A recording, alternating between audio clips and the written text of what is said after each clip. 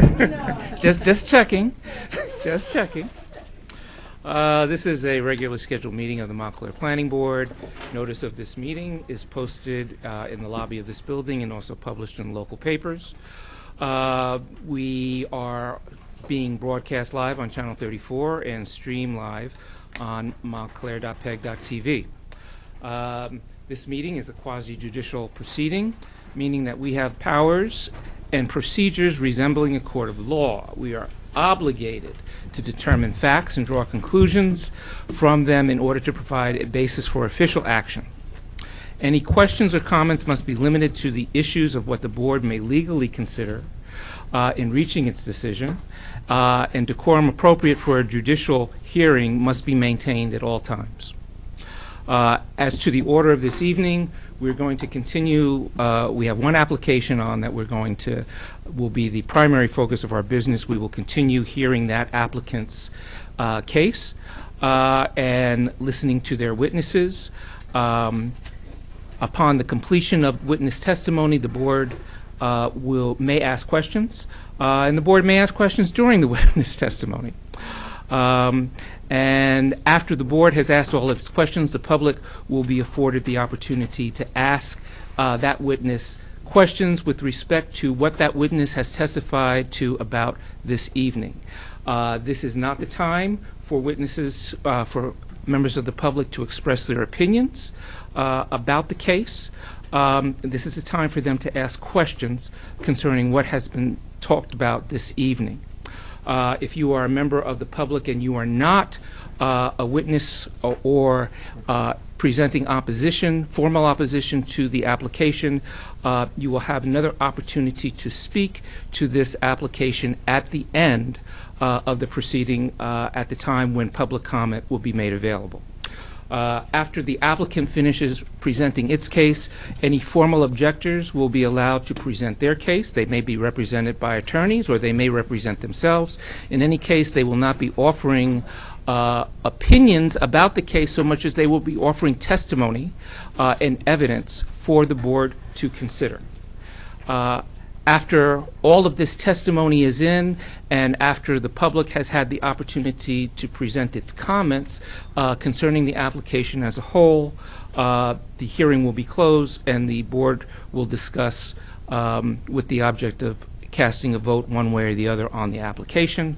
The public of course, is invited to listen to the discussion, but will typically not be able to participate in that discussion.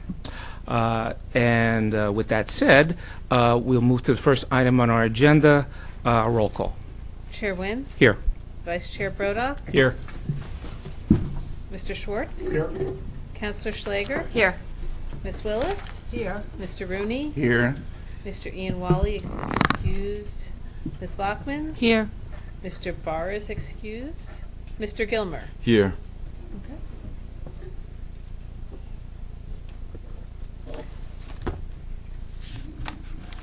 All right. And we have our minutes from September 24th.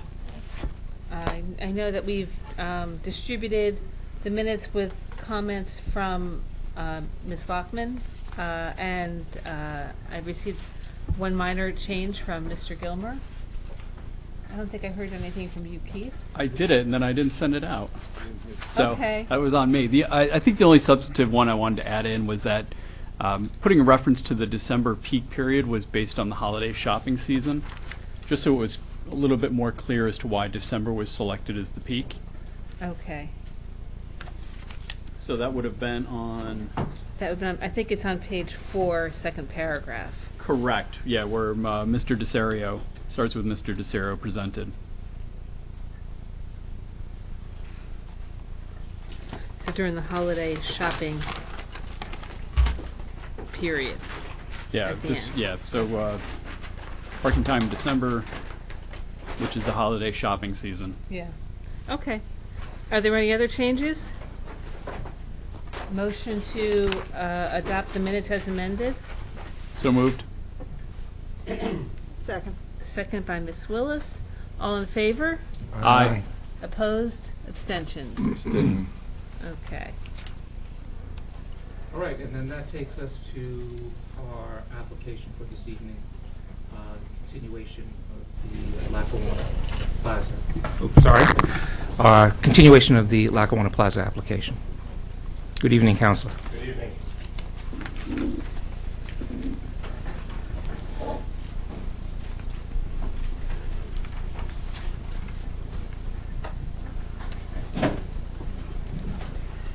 Now I can.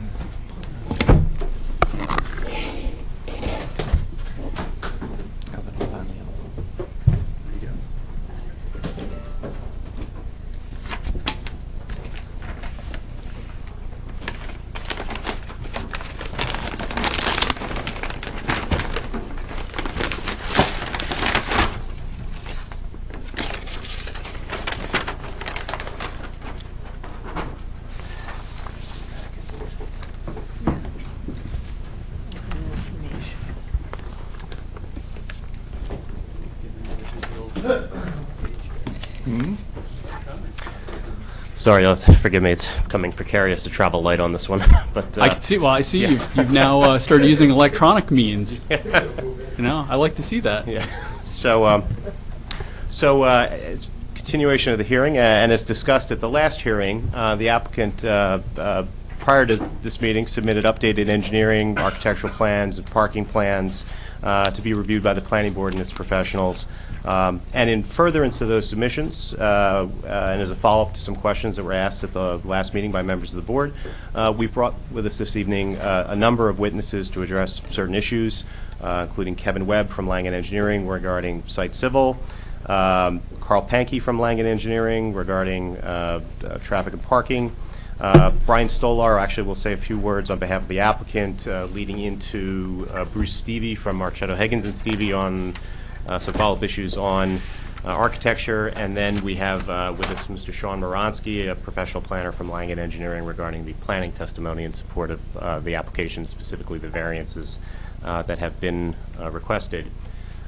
Before we get to that, however, we wanted to note our understanding that's pursuant to some follow-up discussions between our engineer, between the Township Planning Department, and the Township Fire Department, that certain of the statements that were contained in the fire officials' August 29th, 2018 letter, which was, I think, marked as an exhibit, but those statements have been reevaluated by the fire department. And it's my understanding there's no longer a feeling by the fire department that the vertical clearance requirements for drive aisles or parking areas, specifically referring to the west lot, that they must, it had been previously suggested they must be a minimum of 14 feet. And my understanding is that's come down.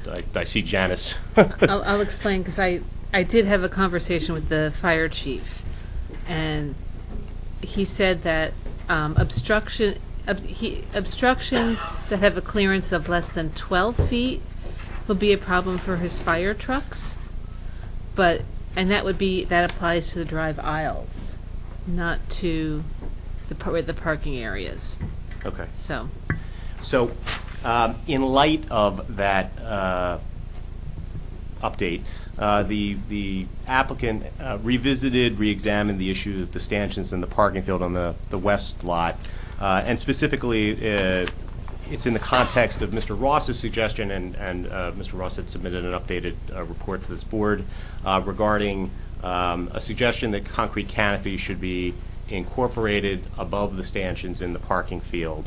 The applicant again revisited all of that in light of the fire department, and there's a couple things to just note before we get into the testimony tonight in terms of that evaluation. And as just to revisit, the applicant's historic expert previously testified that the stanchions and the platform canopy remnants on the site are not historic. And without arguing that point to others who might disagree with the applicant's historic expert's conclusions, it's just a couple things that just we wanted to restate, which is Dr. Bedford, our architectural historian, he has a PhD from Columbia University in the field. He was a Smithsonian Fellow at Washington, D.C., and he has extensive experience that he spoke about writing National Historic Register nominations and surveying structures for historic designations, not to mention being extensively published, all of which was detailed on his curriculum vitae that was submitted to the board. So Dr. Bedford, he testified that the interior mall, first and foremost, is not a train shed, not just that it wasn't a Lincoln Bush train shed, but it wasn't a train shed, period. Again, this is a structure that was built, created in the 1980s, and pursuant to the construction of that interior mall, Dr. Bedford testified that the historic integrity of the platform canopies, which are common on the East Coast, was lost as a result of, as Mr. Bedford testified, new concrete being poured, existing concrete being covered and cut off, pedestals for the canopy supports being buried under concrete, etc. Dr. Bedford clarified that the west parcel is an amalgamation of a number of structures, some historic, some not. For example, the ticketing waiting area, which is a highly decorated and still recognizable building of the Pig and Prince, is different than, say, the remnants of the platform canopies. Counselor, can I just interrupt you? Sure. For a second. This is your recollection of what Dr. Bedford said, correct? That's correct. Okay. So in terms of clarifying that this important distinction, it was important with respect to, as Dr. Bedford testified, or as I recall Dr. Bedford testifying, that it's an important distinction with respect to the National Historic Register and National State Register nominations and inclusion that have been brought up a number of times during this hearing. Dr. Bedford mentioned that those nominations were written in the 1970s when the requirements for details were substantially less onerous.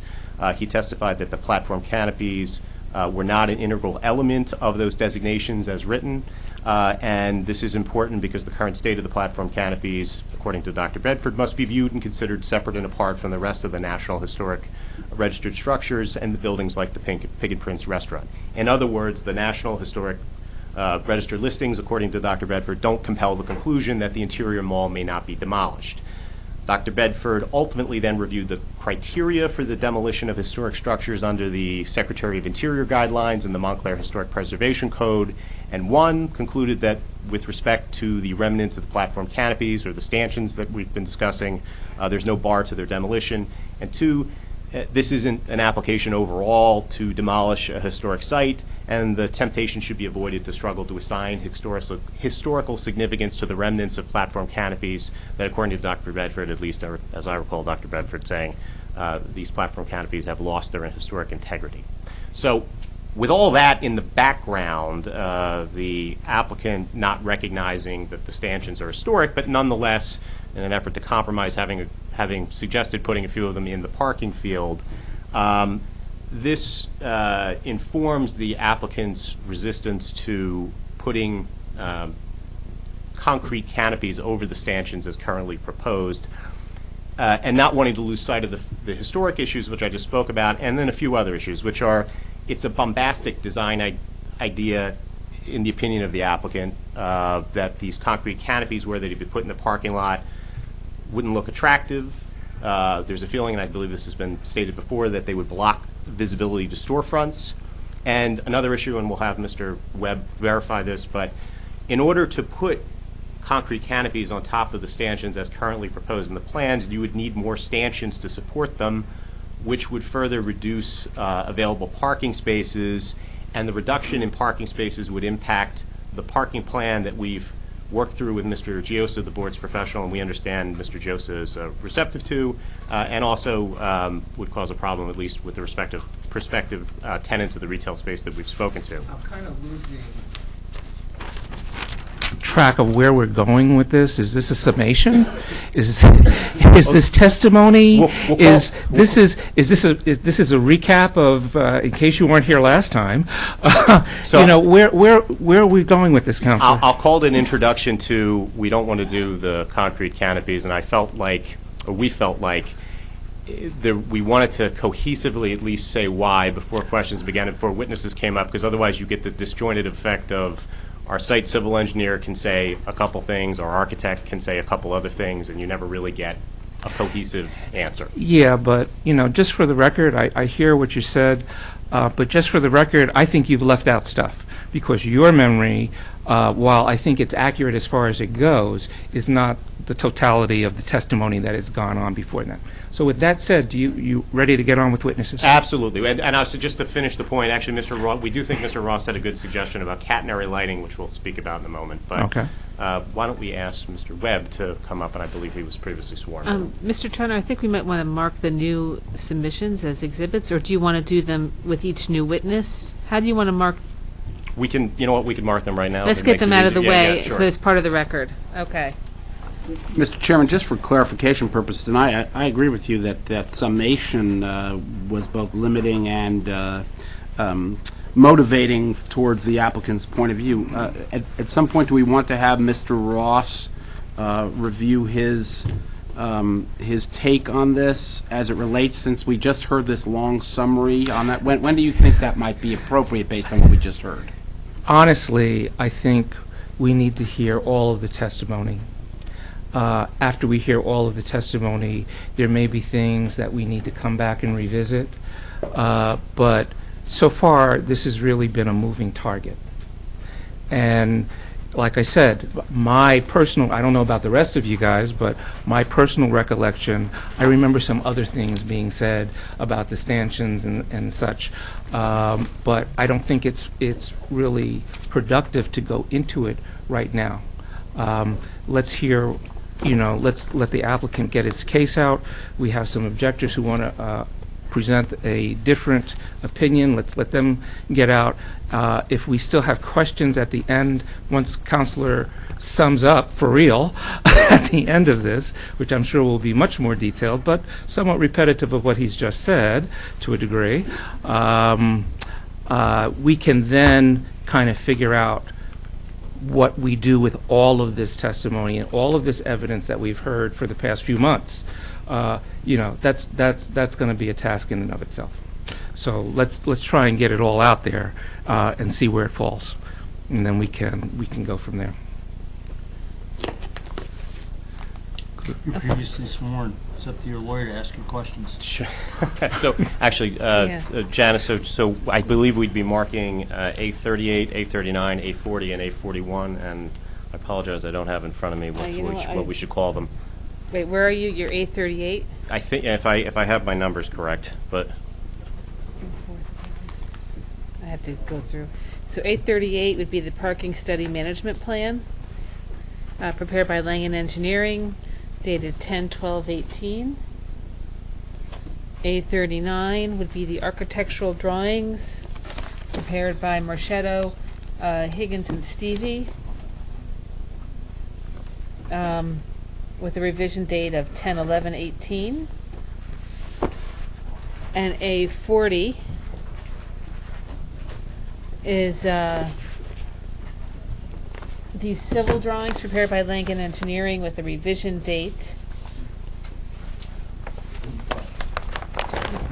of 10/12/18.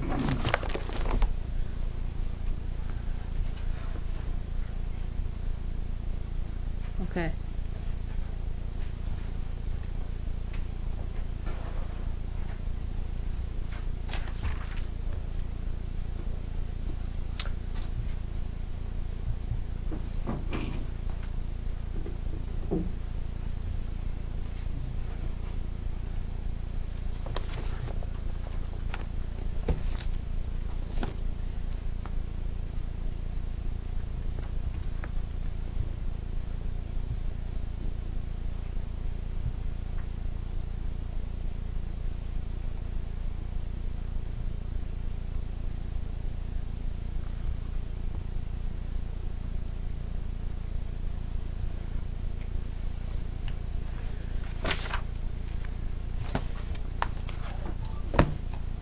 Okay. So with that being said, Mr. Webb, I believe is just mentioned, there's been an updated civil drawing submitted, which have been marked as A40 for this evening, and you just heard me do a lengthy introduction where I mentioned stanchions and concrete canopies in the context of Barton Ross's most recent submission to the board. So could you, I guess, clarify as an expert, as opposed to my introduction, the point about the weight and possible need for additional stanchions? Certainly. Good evening, everyone. Thank you. So as Mr. Troutner has stated, the number we are proposing, as you recall, a limited number of the stanchions to remain in the parking area. And obviously, currently, the application does not include retaining the canopies above them. This was covered in a slightly different way in prior testimony of mine, where when the question came up, it was could we reconfigure the parking lot to retain most or if not all of the columns themselves. And we had, I had put on the record, and I believe my recollection that Mr. Ross had concurred that doing so would result in a net loss of approximately 20 parking spaces. And the point, that point is related to the fact that obviously to maintain the canopies themselves, we would have to maintain all of the columns themselves also. So while we have individual columns in specific locations, they themselves are not strong enough to support the canopies, whether they be over the drive aisles or over the parking spaces. We would have to, in fact, retain the entire network of columns to actually support the canopies that are there today. And doing so would result in a net loss of approximately 20 parking spaces, thereby exacerbating the shortfall in parking supply for which we are seeking a variance. Now, Mr. Webb, separate from the canopy issue and with respect to the updated civil drawings, could you speak to how those drawings respond to some of the comments, I guess, that were raised regarding circulation of trucks? I think it's particularly related to the loading area. Certainly. And what's on the screen here is part of A40. It's the site plan, drawing number CS101. The loading dock itself behind the large retail area has not changed from what was previously provided in testimony, but it was officially provided to the board for comments. We know Mr. Fischinger from NV5 had some particular comments specifically regarding, and this question had come up in my prior testimony, that the truck turning movements that we had supplied and are included as part of A40 do not reflect conditions where tractor trailers, meaning the tractor and the trailer, might be in position, an existing dock position, while the turning movements that we reflected are made. So we acknowledge that. We also just want to clarify and further clarify, as I'd said the last time in testimony, that the representation of those particular movements, one, are conservative, as is the nature of the software which uses to model and mimic those truck turning movements, and two, more importantly, is what we had shown was a very simplistic, the most optimal way, single movement, single turning movements without multiple point turns. The underlying point being that we can provide additional information for Mr. Fischinger's review that can clarify and refine some of those traffic turning movements for the tractor trailers in the loading dock.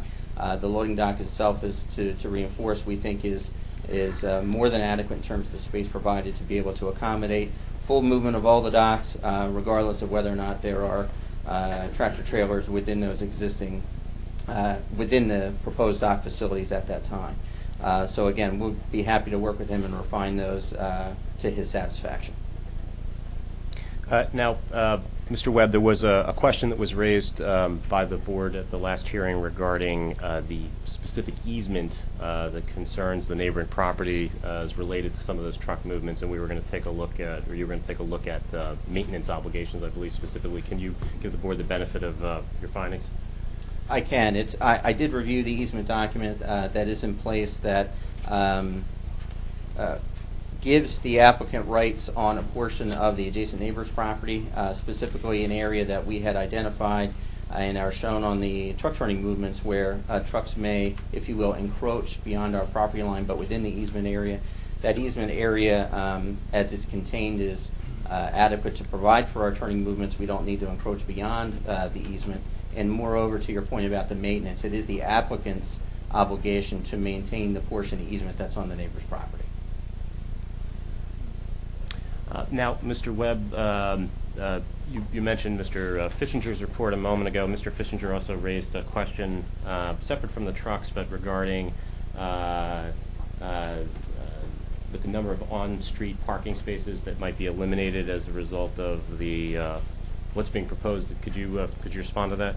Correct, and I believe this was previously stated in testimony, about reaffirm that we will, in the current configuration, behind the Pathmark, or the former Pathmark shopping area, there's 2 driveway entrances. In between those 2 driveways that serve the loading dock, there are 3 parallel parking spaces.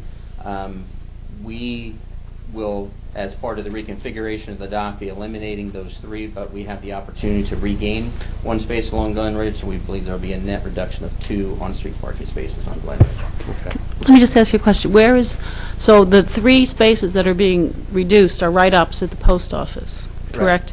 Where's the one that you're going to regain going to be? Directly opposite as well. So, if I may, referring again to the site plan as part of A40, this is the proposed opening.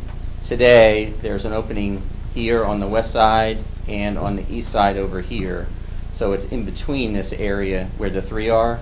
So we would lose those 3, but we would regain 1 immediately here, where we're essentially extending the curb, where covering up one of the entrance movement, the entrance driveway for the existing loading dock.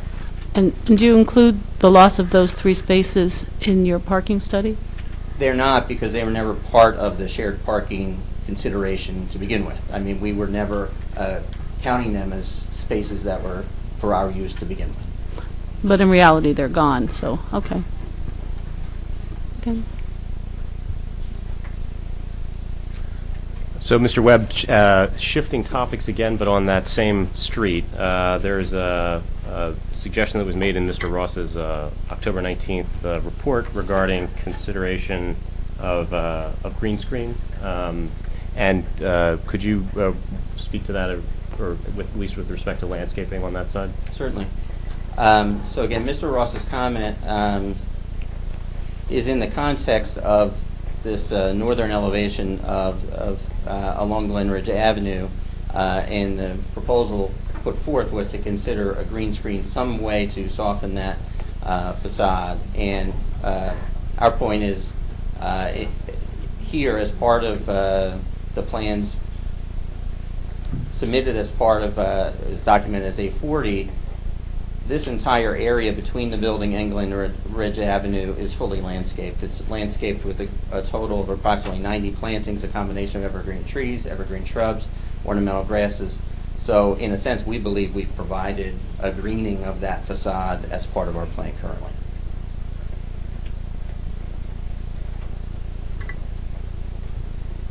And I have one more. Go ahead. I know Mr. Giosa, in his letter, addressed a concern, or expressed a concern, excuse me, again referring to the site plan of part of A40. Currently, we have the taxi stand drop-off area in that drive aisle in front of the retail space. He has expressed a desire to have that be moved to some other location, so any of that activity wouldn't conflict with the activity in front of the store. We're certainly amenable to that, and would agree to work with Mr. Diosa to move that to a location of his choosing.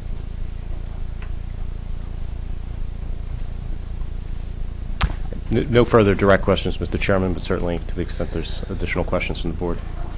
I do have, it's kind of related, but I'm just looking at the revised cover sheet, site plan C1, okay? And I count 29 spaces in front of the medical office building, the retail, yet it's always been shown as 30 in the documents that we've seen. So. Is that part of the architectural set or the civil set? This is, I guess this is, I don't know. Oh, yes, it's the architectural. Mm-hmm. This is this one. Correct, that's the architectural Yeah. set. Yeah. It is 30. I mean, it's reflected. We've included as part of our survey the depiction there on the cover sheet. Okay, I mean, it's definitely 30 because it's, It is you have definitely here 30. 29. So It's 30. Okay. That's reflected on our site plans and on the survey. Okay. Could you speak to pedestrian access to the site on Glen Ridge Avenue? Can you speak to the pedestrian access? Is there a sidewalk on Glen Ridge Avenue? How wide is that, and where does it take the pedestrian who wants to get into the Lackawanna Plaza? Sure. So there's, in the current condition, there is sidewalk along the entire length of Glen Ridge, interrupted only by the two driveways I spoke about, at least on the south side of Glen Ridge Avenue, on the, the property in question, if you will, interrupted by the two service driveways where the existing loading dock is. That configuration will remain, with the exception that those two driveways are essentially combined into one. It does have and will have a specifically designated concrete apron and sidewalk across that proposed driveway, so the pedestrian movements will remain intact. Everything that's there today will remain intact in a slightly different configuration. If someone is on Glen Ridge Avenue and would like to get into the supermarket, could you tell me the path that they would have to take? Well, they'd have a choice, depending on where they were on Glen Ridge. If they were more on the eastern They're side. at the post office. They want to come to the supermarket from the post office. Well, again, I'm not going to dictate where people walk, but I'll show you both ways. So coming from the post office, they would have the opportunity on the eastern side to follow eastbound along Glen Ridge, south along Grove Street, and either walk in the on the steps that are going to be reconfigured as part of this application, or if they walk past the steps, they would have the opportunity to walk down the proposed ramp that has been included as part of the current site plans that was testified to at the last hearing, putting them into the front of the retail area. If they were to come and go on the west side, they would go westbound along Glen Ridge, south to Lackawanna, and then have the opportunity within this Lackawanna Plaza lot to actually walk between the office building and the existing retail in this alleyway and approach the store in that direction. So it's a pretty long walk, right? There's a parking lot that's about the length of a football field. Unless they're able to take the stairway down to get inside, they have to walk all the way down to pretty much Bloomfield Avenue, right? No, the ramp is directly, so the stairway is here. The proposed ramp is immediately south of that, adjacent to the proposed entrance that we have included. So by no means are they having to walk all the way to Bloomfield Avenue to access the front. Here.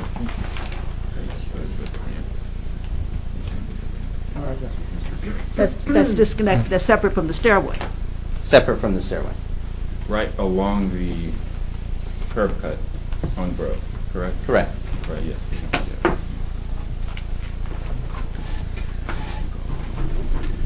Yeah. Carol, you still working?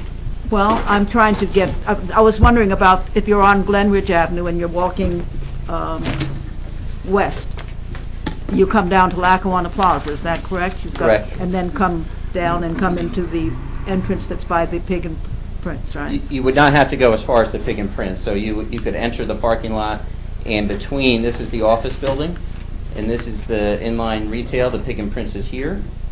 We have this pedestrian alley that's opened as part of this application, part of the improvements we're proposing here. So you would not have to walk all the way around, and then up front you have basically a shortcut, if you will, to the front of the store. And it's a covered walkway that's proposed. And that covered walkway doesn't exist today? Correct. No. Is there any possibility, I'm looking at the, I think you was looking for storage, the piece of that building that's just before the walkway that you're proposing, is that, you say that's a storage area, is that what that is? Which, I'm sorry? In Connecting this area? the grocery store to the office buildings. Is there a, Here. If you're Right saying you there. want something, a cut Right. through here, yeah, we would not be encouraging pedestrian movements within the loading dock area. There are two loading doors that serve the retail and other uses in here. So we would not be encouraging pedestrians to cut across this large asphalt area and connect in there. And again, that building, we'd have to essentially create that pathway today, even if it were desirable. We would, have to basically do surgery on the building to create that opportunity. But again, given the service side of the building, on the Glen Ridge side, we would not be encouraging pedestrians to traverse across that area. thank you. Mr. Webb, some questions, please. You are aware, for the record, that this is a local, state, and national register property, are you not? I'm aware in general. Were you advised at any time to design a parking plan that reflected maintaining the elements of this local, state, and national register property? Not in that context. I did evaluate alternatives of what the parking configuration would be to maintain all the existing columns in their current place. In Mr. Ross's most recent plan, he writes that salvaging or rebuilding architectural elements as the applicants propose using modern methods is not historic preservation and inappropriate for a local, state, and national register property. Mr. Ross has made a suggestion to maintain the elements of this historic property that he believes would only lose some 15 to 20 parking spaces, but would maintain 24 of the historic columns preserved in their place, which are currently proposed to be removed in your latest plan. Were you asked to evaluate that report that he gave? Yes, and we had already, and I've already testified to at a prior hearing, our evaluation of that scenario. And do you concur that that is the amount of spaces that would be lost while maintaining the existing structure in its place? Do you agree with him? I think the number is approximately 20. I concur with that. But moreover, it's not just the loss of 20 spaces that were a result of well, I'm going to come to preservation. that. I'll come to that in a moment. But I previously testified, sir, that it was not just the loss of the spaces, but also exacerbated and created some circulation problems. I understand. I'm about to come to that right now. I want to get through it. So, if indeed you went with a proposal like Mr. Ross proposes, it would require a one-way circulation as opposed to a two-way, which you're proposing now. That seems to be the main loss? Well, that is true that it would have to be one way to accommodate that. What other loss would there be, other than the loss of two-way circulation to one-way? So I'm trying to get to the heart of what, if what is maintained, what is lost, what needs to shift if we do A or B. And so it seems to me that Mr. Ross has made recommendations. Your applicant has rejected those, and the main reason being either the loss of potentially 15 to 20 spaces, as Mr. Ross has put forth, and or the loss of circulation, two-way circulation in the process. Is that correct? Is that a reasonable statement for the record? Yes. Okay. And just to dispose of the fire department issue, Mr. Ross also calculates that the Montclair fire truck is approximately 12 feet high, but that there is 13 feet 6 inches clearance were the stanchions to remain in place, and thus eliminating what had come up previously as a fire department issue for circulation on the site. Do you concur with that as well? I don't think it's fair to characterize the height of the stanchions as one particular height. The stanchions as they exist today, based on my own physical measurements, vary from column to column. Mm-hmm. Furthermore, they will vary from their existing condition relative to whether it be the floor height on the inside of the mall or to a store compared to their proposed grade in the parking lots. So I would say they're variable. So, and in fact, they vary depending on where horizontally you look on the extension arms of the stanchions. Understood, but it seems just working through this that the fire department issue is mitigated based on the height of the stanchions as it relates to cars going down a driving lane, not a parking area. That was previously stated by your attorney before. Do you agree with that? I'm not sure I understand the question. The previous fire department height issue seems that there seems to be sufficient clearance with the existing stanchions that you are even proposing now as a driving lane as opposed to the parking area, and that they are okay with that. Do you concur with that for the record? I have not spoken to the fire commissioner Okay, well, regarding that. your attorney said it was okay, so. Well, I'll clarify. My understanding, or Janice can correct perhaps, but my understanding was the prior letter from the fire official said that there could be no structure, and we're talking about canopies, concrete canopies, they couldn't be any less than 14 feet from grade, and that has been subsequently determined to be incorrect. Okay. That's correct. I think I gave the board the summary of my discussion with the fire chief, I'm sorry. not the fire Excuse me. official. Sorry, I was. So, I So. think I called him the commissioner, so I don't know if that was. So just to review from your testimony, based on a proposal an alternative proposal that seems to more accurately reflect a historic preservation philosophy as it relates to this site, given that it is a local, state, and national register property. The underlying issue here seems to be the loss of 15 to 20 spots and the need for one-way circulation as opposed to two-way, which you are desiring, which would then require killing approximately 24 of the historic columns in place, or losing them to provide you with some additional parking and two-way circulation. That's the takeaway from your testimony based on Mr. Ross's report, and you seem to have confirmed that through follow-up discussion. Just one point, Mr. Webb, I think there might be a distinction between your agreement as to the number of parking spaces or the circulation versus your making any commentary on anything being historic or not historic. Correct. I'm sorry, would you?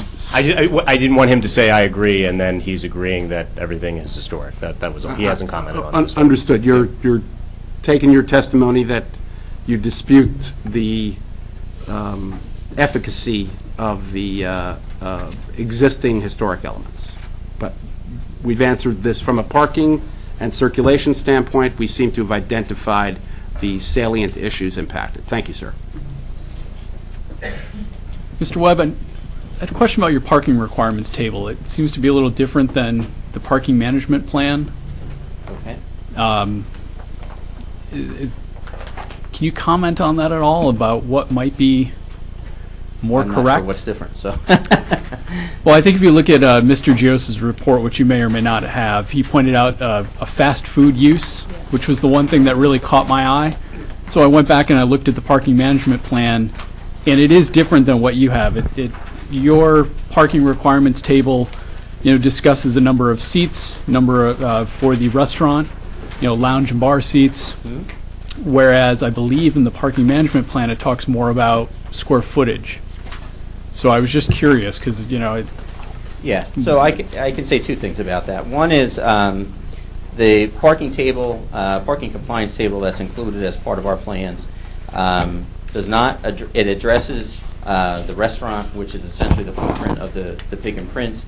It identifies the number of seats that exist at the Pig and Prince and also identifies the number of lounge and bar seats, all of which have specific parking criteria according to your ordinance. Agreed. What the parking management plan does is actually look at sort of a worst case scenario to actually address a question that had come up several meetings ago. We know we have an existing fast food use in the center today. The question came up, well, what would be the impact if that user remained in some fashion? Because the parking requirements, according to that particular use of the fast food use, would exceed the equivalent space of retail. So again, it's really the parking management plan is looking at a worse case than what we're showing on the site plans. okay. And Mr. Webb, this might be a question for Mr. Pankey, but the words fast food, I think that's a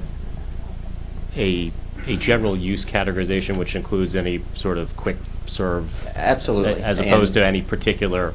Again, and Mr. Penke, I think, can testify to of the specific categories of restaurant that exist in the ULI standards, which is where that nomenclature comes from. Not so much a characterization of specifically what's proposed, but it's just, again, trying to accommodate Well, what threw me was reading the parking management plan. It says, "It is proposed to develop the properties and renovate the existing buildings to provide a certain number of retail space, of which approximately so much is occupied by a grocer, fast food store, restaurant, office space, and 154 multifamily residential units." So the way I read it was that that's what we're now going to provide.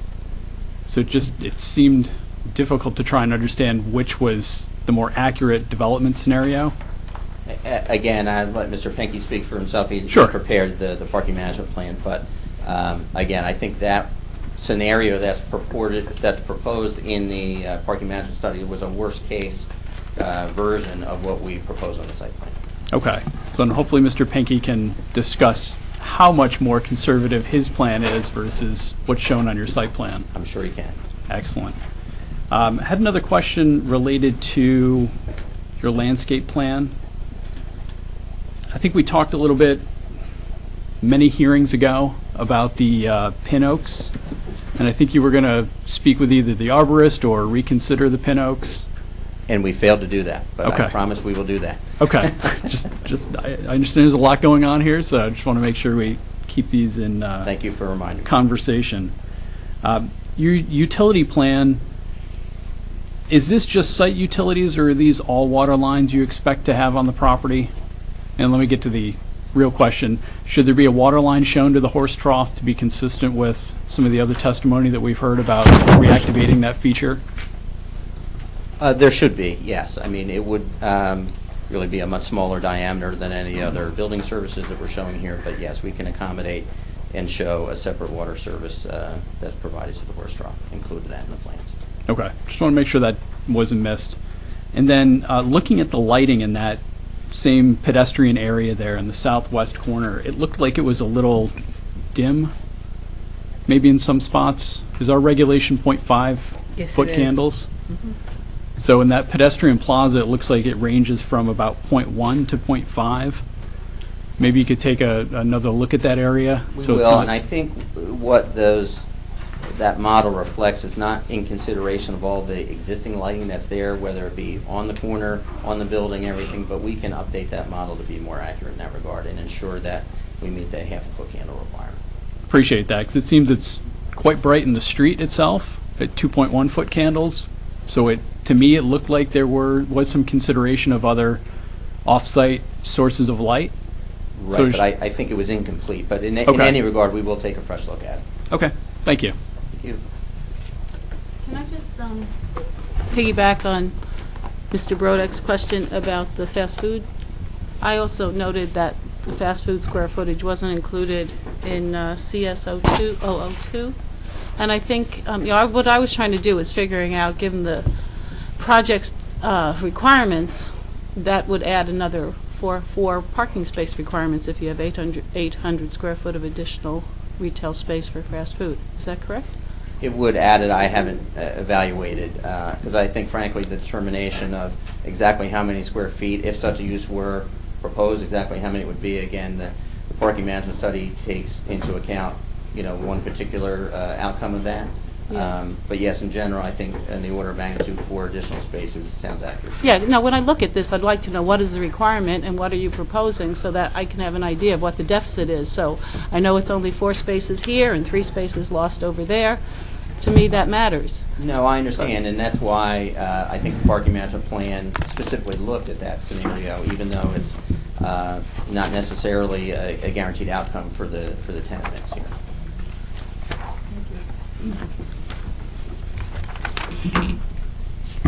Other questions from the board? Yeah, I do have another question. So you gain, I guess, 11 parking spaces by calling the Pig and Prince just a restaurant. So do they agree with that they're not going to be a bar anymore, that they're just going to be a restaurant? Again, we're not proposing any changes to that, and I think Mr. Pinky has had some specific discussion with Mr. Giosa regarding that. So I think he can testify to the difference. But no, we are providing the spaces required for both the restaurant and the lounge bar as it currently is configured today. So there's no change in its use according to our parking requirements. I'll go It's back and look at it. I 156 read seats that and different. 41 lounge bar seats in the site plans.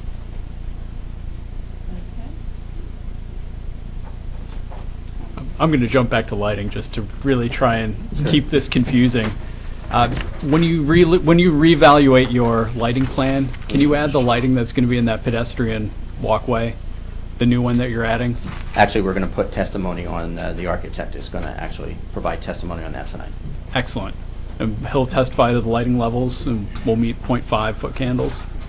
I'm sure he will, but I haven't heard it yet, so. Okay.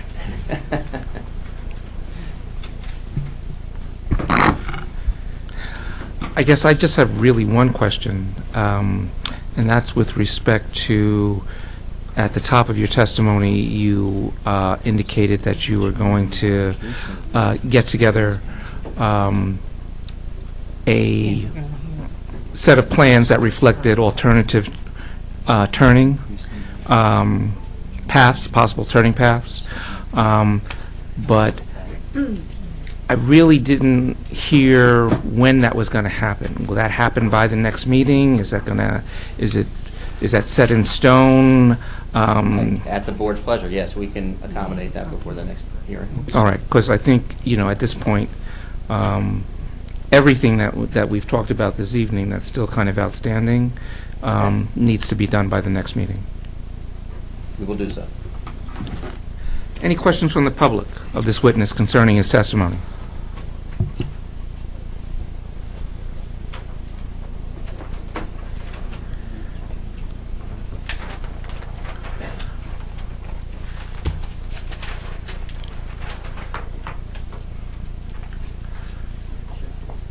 Thank you.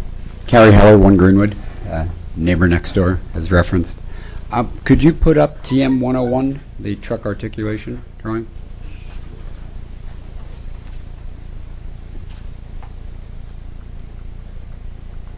Just the inbound, yeah.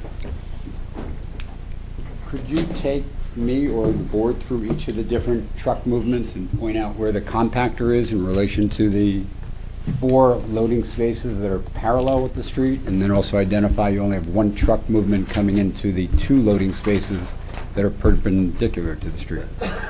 Well, on that last point, we actually show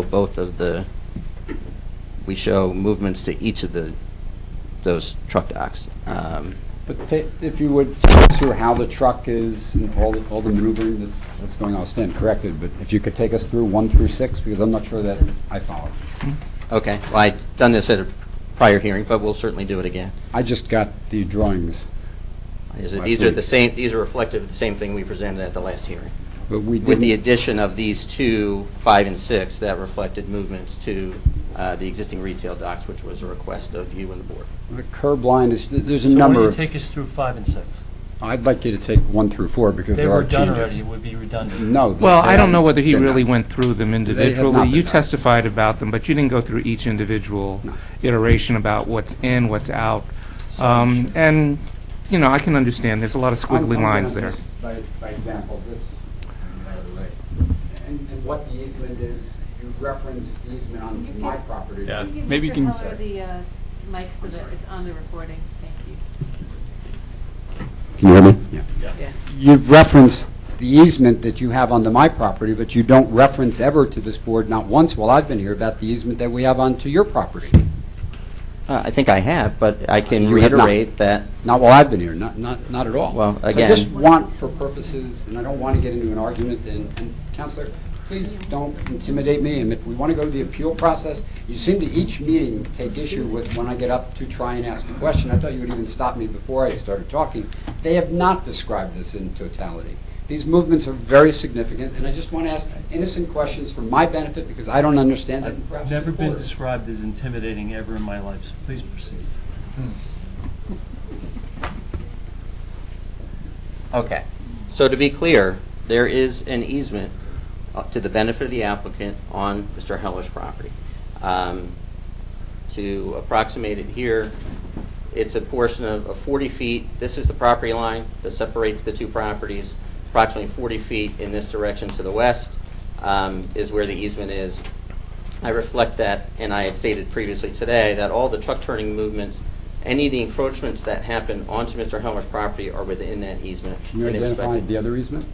And The there 19 is, foot- there's there's a a 19 19-foot easement on our property to the benefit of Mr. Heller's property. Okay. Okay. So, truck turning movement 1 is an inbound movement. These are all WB 67s, the largest that are permitted in the state on the state's highways. We have accommodated the largest trucks at every single dock by virtue of these movements. These are all inbound movements on this sheet.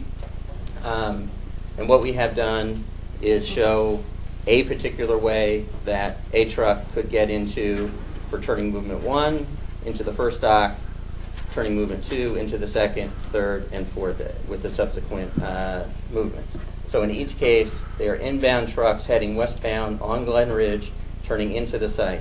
In truck turning movement 1, it turns in and goes and actually encroaches onto Mr. Heller's property within the easement, goes nose down, or shall we say cab forward, and then backs up to here. An alternative for number 2 is that they would turn in, head still within the easement towards the surface parking that's underneath the elevated parking that's here on Mr. Heller's property.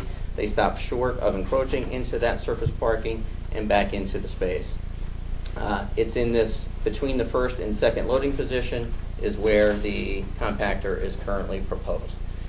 Third is very similar to turning movement number 2, where again, inbound, westbound along Glen Ridge, turns into and stays within the easement, but does not encroach into the surface parking area beneath Mr. Heller's elevated deck and backs into the third parking space.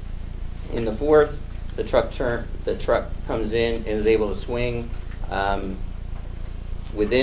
in this direction, heading eventually northbound, does not encroach into Glen Ridge Avenue, and backs its way into the fourth space.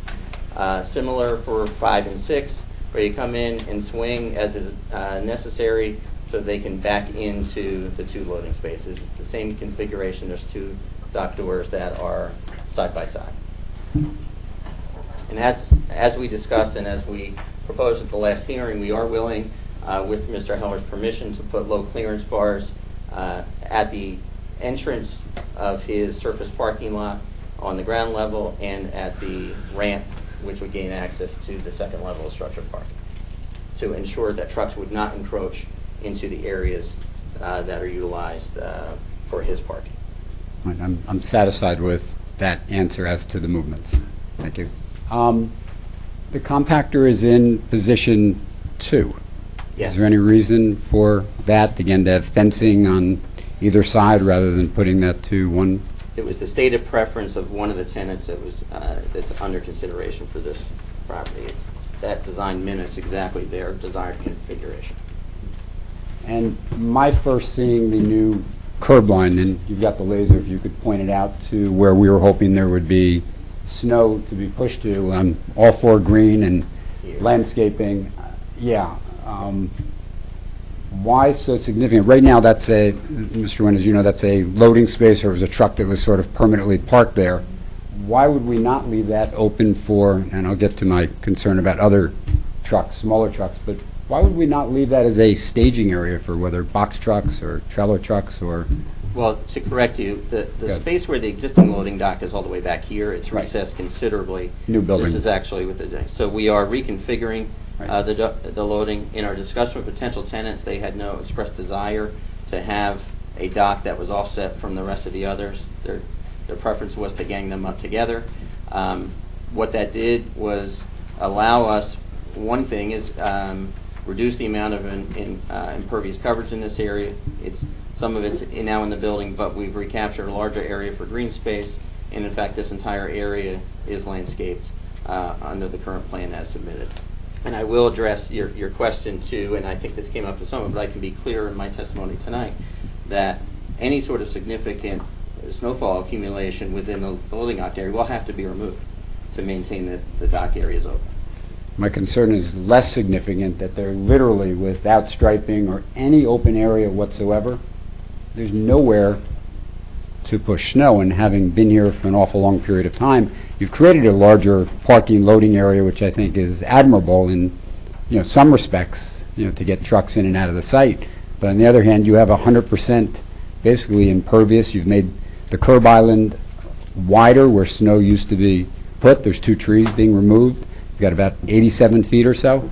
I mean, other than pushing snow into, I'll put it in the form of a question, other than pushing the snow into the street or into the river, where, before you load it and cart it away and truck it away, as I do when it's significant, I have a similar problem, where will the snow get pushed in the interim? Well, again, to correct your assertion that we somehow have more impervious coverage here with this plan than we do today, it's at best a push, and we may actually have misunderstanding. less impervious No, coverage. more impervious from what the building, you're taking some building down and creating more loading. Correct. So we have more impervious with respect to parking area. Okay. So again, a slightly larger area that has to be managed for snowfall, it will have to be managed, and we agree that it will be removed. It will not be stockpiled along the street as it was apparently in the prior use. We have 2 easements, mine and yours. Just note, both those areas have to have snow removed from them. Okay, I'm done with that.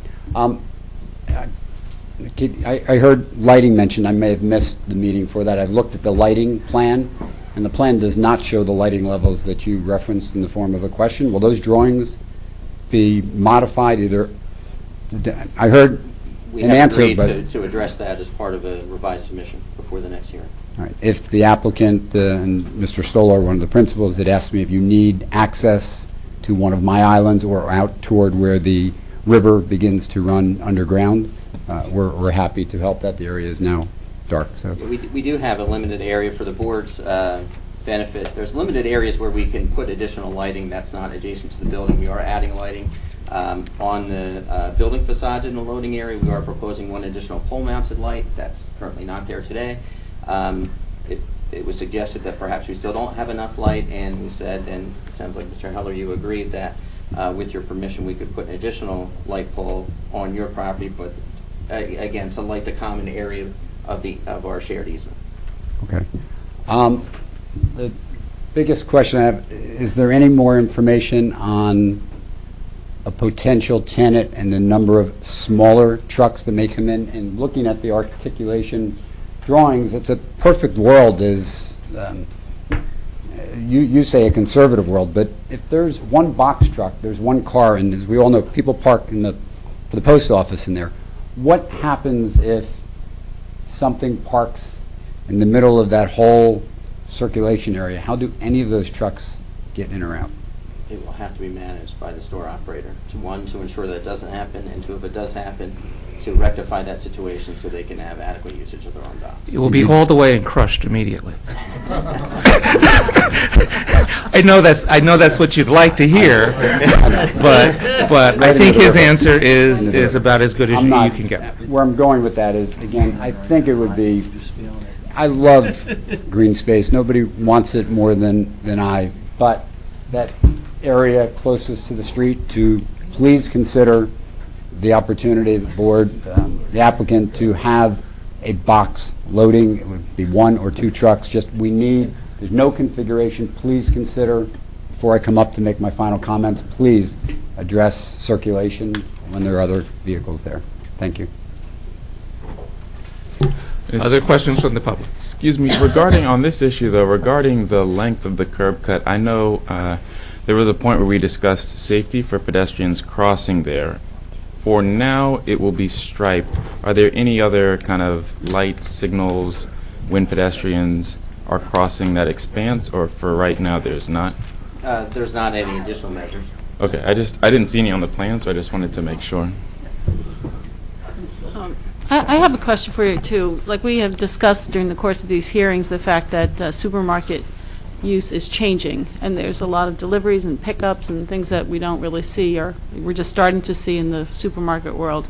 So are you having anything like a drive-through where I can order my food and then just drive through and pick it up and go? There's no plans for anything like that? That's really specific to the end user about what their program is and how robust their program is, or how aggressive they are in marketing it, how often it's used. That's really to be determined based on who the ultimate tenant will be. But it strikes me that you're proposing a very traditional type of supermarket. I don't see anything that caters to the future. Well, even a traditional supermarket, many of those traditional supermarkets, as you might call potential tenants here, provide those services. So I'm not sure of what you're saying, that we're somehow not accommodating. Well, that. you could have more than just the delivery trucks that bring in food to stock the supermarket. You have delivery trucks that take out stuff and take it to buyers. Where are they going to be loaded? We have not heard that requirement from any of the tenants that I've spoken with about the loading design. Mm-hmm. So again, that's just responding to the market forces as the discussions we've had for this specific site. So, Are you still only talking to one tenant? no, we're talking to multiple tenants, in my understanding. Multiple tenants, supermarket tenants, or supermarket tenant plus others? Multiple supermarket tenants. So it went from only one now to, I'm talking about the course. We still don't have one, so we've gone through the course of the discussions that, many have discussed, kicked the tires. I'm not aware of where the leasing negotiations are right now. Mr. Trotter, you going to object? Yeah, Just do you want to say that this is not the right witness to Oh. answer that question? it's probably the wrong witness, and I'm not sure who the right witness Because would I'm be. sitting here Sure. trying to get everything regulated, if you Yeah. could help a little bit. Yeah, Fine. the You know? well, I just asked the question because he mentioned talking to some tenants, so all of a Well, sudden no, we're but talking then to I start multiple looking at tenants. the bad guy stopping you from talking. Yeah, yeah.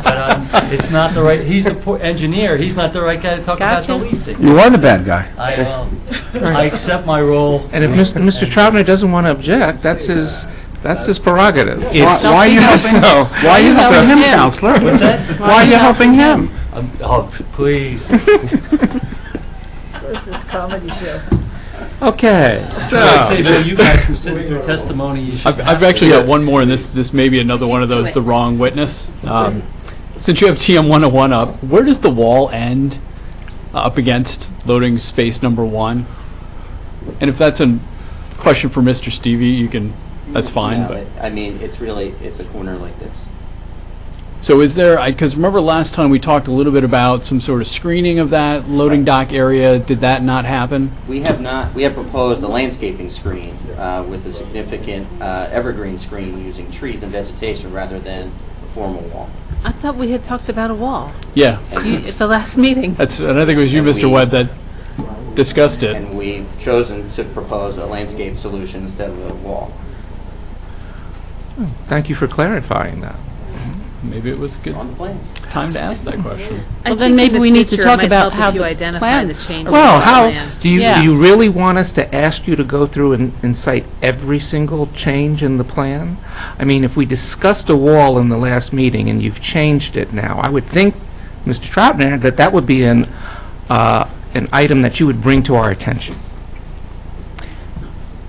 This is what I get from You know, because I'm sure that that's not the only thing that's changed on the plan, but again, your plans are highly detailed. There's 7 pages to these. I've got a stack of plans this high. It's a moving that have- target. I think I said And there's that no, earlier. That's what I'm saying. there's no revision So- bubbles so- either. So understand that to say that it's on the plans is not something that we recognize as a good response. So I then- apologize. It wasn't meant to be flippant. It was meant that we were not hiding from our response. That's all I meant. Of course not. I mean, as Ms. Talley But mentioned. again, we expressly discussed a wall last time, so if you decided not to do that, I would think that you would want to bring that to our attention. So noted. So then, I'll continue then. Since you do have some landscaping that's going to act as a wall, how far out does it go? If you could just show on TM 101 Actually, where I the have landscaping will. plan as an exhibit, so. Oh, I do too, but I think, actually, if you could stay on TM 101 just for right now, because I think it's easy to explain where the landscaping goes to, because I'm looking at the landscaping plan, but I'd like the board to understand what's going to be left to be seen by the public at the end of where that landscaping is. Well, so the landscaping is the full extent of this island here. And from where the wall ends to this area is where we have a double row of 7 to 8 foot high, 6 to 7 foot, I can't remember what we specify, high evergreen species, which are such that are fast growing, literally like a foot a year. So a person who is a pedestrian walking here is going to have directly adjacent to them a double row of evergreens that are taller than they are. Do you know what kind of evergreens? I do. It's, again, I can refer to the landscape plan.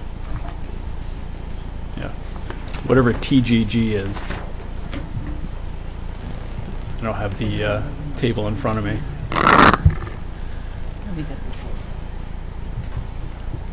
They're arborvitae, the green giant variety, arborvitae. And again, we've specified them at 7 to 8 feet tall, which we think is the largest that's really going to be commercially available. And again, so we've got a double row of that immediately adjacent, and for the full length of that island between the edge of the building and the extent of that island. And of course, we have other landscaping that's in front of that, more pedestrian scale landscaping between the sidewalk and those that green screen. So it looks to me, and correct me if I'm wrong on this, again, still looking at TM 101, it'd be about the middle of the axle of the trailer forward, all the way to the end of the cab that would kind of stick out from that arborvitae wall? I think that's generally accurate, right? Okay. And as I had testified the last time, but I'll reiterate today, is that this is the smallest we can make that opening and still accommodate the truck turning movements. If we could extend that island further, we would. This is the maximum extent. Whether there was a physical masonry wall or landscaping, the level of screening in terms of how much of that loading dock would be obscured is the same. I think you did mention that even the last time, that because I think that at first the cabs weren't on there, the last hearing, and so we knew they would certainly stick out. I just want to be clear on how much is sticking out. Thank you. Mr. Webb, is there any reason why you can't have the wall and the landscaping? Well, there's physically not enough space to do the level of screening with the landscaping that we would have with the wall. I mean, the wall itself would create a variance that the board would have to consider. And I think actually having a masonry wall that would be the equivalent height of the landscaping screen we're providing is somewhat impractical and would be almost a detriment to the pedestrian environment on the street. That's one of the considerations we gave. If we were to have an 8-foot high wall, that would be imposing in a way that everyone's trying to say that the existing facade is undesirable along Glen Ridge. So we believe this was a better alternative. But wouldn't the wall better screen the noise from the loading area, from the surrounding pedestrian area? I think it would potentially divert the noise. I mean, if you were standing immediately next to it, that you may have that benefit, but overall, I don't think the difference would be significant.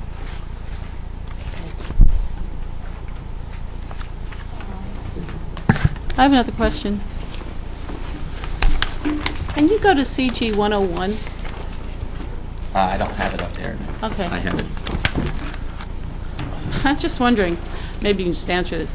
On that plan, I don't see where the entrances are to the proposed first floor retail space near the medical office building. It's well, I can describe it. Let me go put the site plan back on.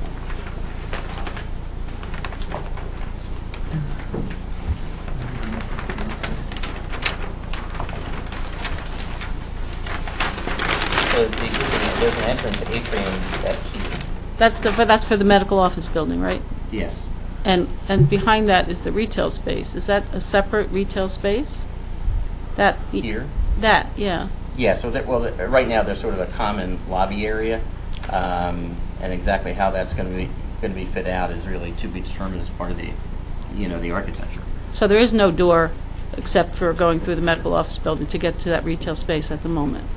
Currently, we're not proposing to change the access in general, but again, how that's going to be managed internally would ultimately be the subject of detailed architectural plans for the tenant fit out. Does that change the parking requirements between retail and medical office? I don't think so. The dedicated square footage to each wouldn't necessarily change. Okay, so that's going to stay as shown. Correct.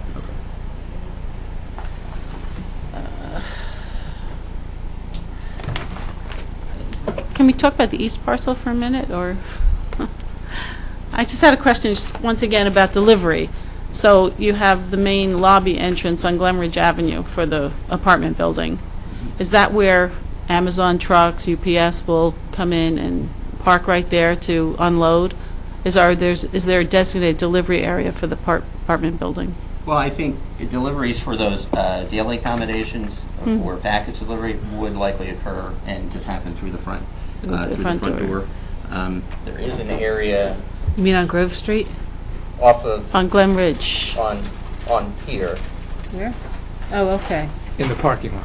in the parking lot. The circular area would, No, I would not anticipate, yes, here is where I think they'd have access to that. I mean, it's possible that some packages could use this. Again, it'd be a very short turnover. right there on Grove Street where you're going to have supermarket people turning in and out, you'd suggest that UPS truck should stop right there and unload? There's a dedicated drop-off area in That's front why. of. There is, in front of that? Yes, Okay. here. So it's not in the middle of Grove Street. It's Okay. off of the travel lanes of Grove Street. I guess we just want to clarify or differentiate the drop-off area from the loading area. Yeah. That's what I want to clarify. Right, so this is essentially meant for pickup, drop-off of people. It's not to say that a package delivery truck might not use it once in a while, but we anticipate that they'd be in this area and essentially into the lobby entrance of the building. Okay. Okay, just another question, I think it's for you. The underground garage, right, and for the apartment building, you have the walkway. Now, the cars have to cross over that walkway to get to the other side of the garage, correct? The carts? The cars, when they're circulating through the garage, they go and they cross over that walkway, correct? No. No? So the tunnel is here.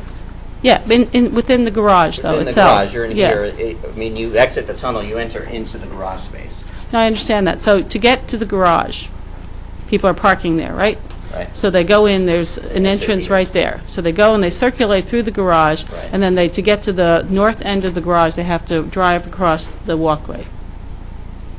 Is there a Yes. walkway or is there a sidewalk inside? There's a underneath? designated pedestrian pathway that's actually connects even from here, sort of a straight Yeah. shot. Right. So my concern is, what are the safety precautions taken when you have cars driving through the garage and people walking? And there could be significant people based on, you're saying that the people have to park over there who are working in the supermarket and the medical office building. So you're going to have a lot of pedestrian traffic. What safety measures are you taking so that when people driving around the garage are aware that there are people there and don't hit them? There is pavement markings to designate the pedestrian area identified in. Stop signs, anything like that? Or I don't recall, because that area is detailed within the architect's plans, I don't recall all of the safety measures, but it is a designated pedestrian area designated for that crossing. Okay, well, I would be concerned about safety measures that we might want to look at a later date for people who are walking along that internal walkway and people who are parking in the garage. Okay.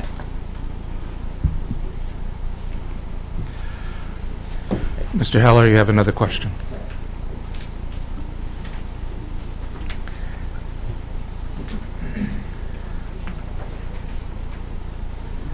Carrie Heller, 1 Greenwood. We had talked, or I'd asked prior, and I don't see it on the drawings, the apron, the very large apron, is it going to be concrete or asphalt? Concrete. I don't see it on the drawings as referenced, is it? It is, and that's why it's the shaded color. It's identified in concrete and differentiated from this area that's asphalt. Also, it had inquired, typically, and again, my involvement in projects where loading docks are and heavy truck traffic has a different detail for the asphalt than a normal parking or drive area. The asphalt is significantly breaking up in that area. And first part of the question is to the portion of your property. Second portion is as to the easements. What is planned? I don't see any reference for anything other than standard 2-inch topping. Well, it's heavy-duty pavement. It's not just the top, it's the full depth of the pavement section. All of the asphalt paving for the entire project is heavy-duty. Mr. Heller, how about to expedite this, if we put something into the resolution requiring them to maintain the portion of the tour property where there's an easement as a result of the truck traffic. Would that satisfy you? And I think whatever the standard for truck traffic is, I'm not looking for anything special. I think just in standard, we don't have industrial buildings per se here in Montclair. There is a new standard for industrial. I would just inquire to that be, again, considered. I'd raised that once But before. reasonable maintenance, would that Well, be sufficient for you? I think he's talking about the design. So the it's- design, what is it, the 7 maintenance inch? is not the concern. Is it 7 He's inches? talking about the design. Is it Well, they have a typical? 2, I think a 4 and a 6, so a top coat, base, and then Yeah. sub-base. I don't Right. believe this is the standard for industrial loading warehouse as per on the turnpike and heavy truck traffic, particularly when it's moving slow and a lot of friction. Often you'll see concrete instead of asphalt. That's, Well, if you can provide some detail as to how the pavement is intended for that area, and then we can go from there. I think we have clarified that. We show a standard pavement detail, which in my opinion is a heavy-duty cross-section already. So, Mr. Heller, are you saying that you've looked at that and you don't think that that's standard? it's the same thing I've put into my 3 shopping centers in town. It's a standard asphalt detail for any commercial property. Well, you're saying that that's not sufficient? That is my opinion, and I would be pleased to bring, I'm confused because you said it's I'm the sorry. same. Are you putting in substandard in your property? That's what it sounded like you said. So I'm not, you said it's the same that you put in your other properties, but it's we don't have substandard. loading docks So and it's, heavy truck it's, traffic. so you've testified that it's the same pavement all the way around? Correct. Whether it's the parking or whether it's the loading, you're saying that it's only sufficient for parking? Parking and standard commercial traffic, non-heavy truck traffic. So, and your response to that is he's wrong? I believe what we provided is more than adequate, even in areas of truck turning areas.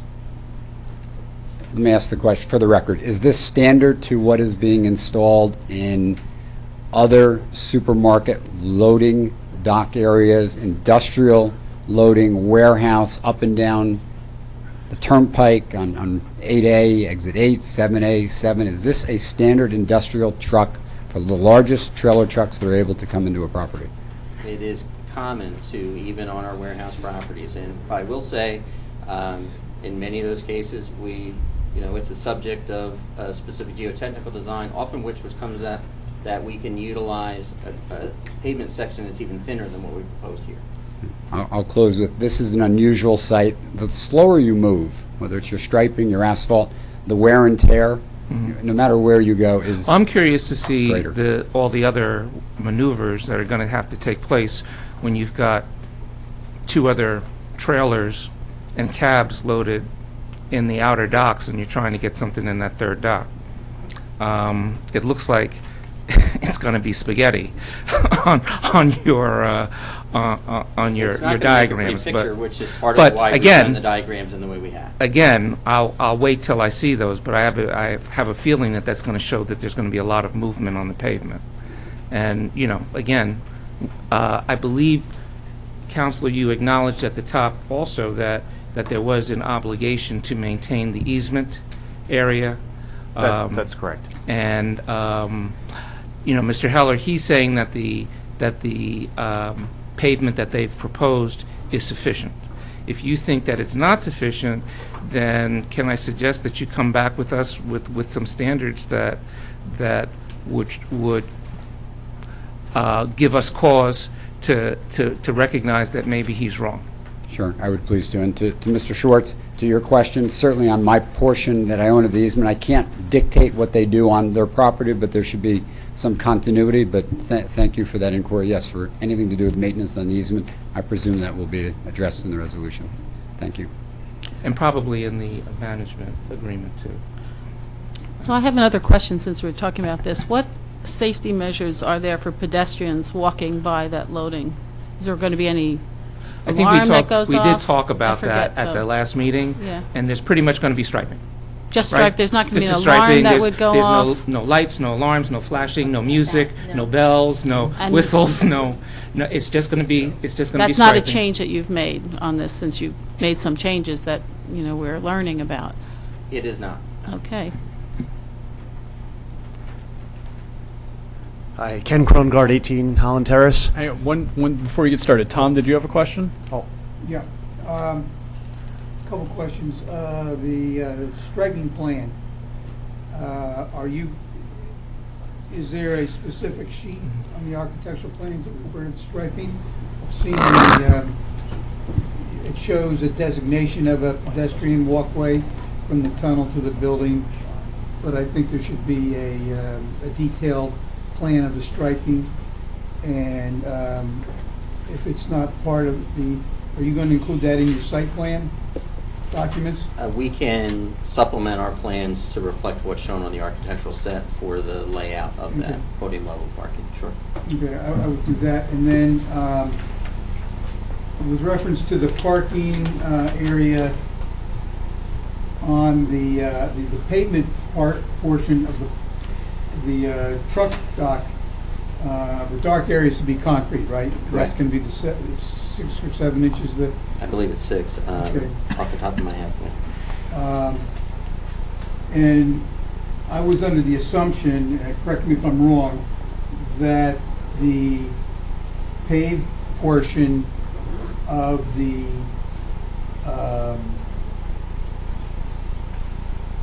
loading dock area is also going to be new pavement. It will be, yes. And will that extend through the easement area of the adjoining property within the 40-foot easement area? I think it can if it's the board's desire that it be so.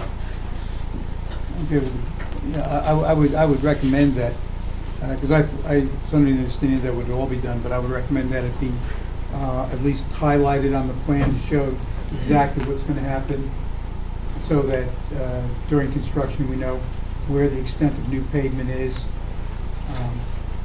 And if you can do cores or something to show that what's there is pretty much adequate, you may want to just limit it to at least an overlay.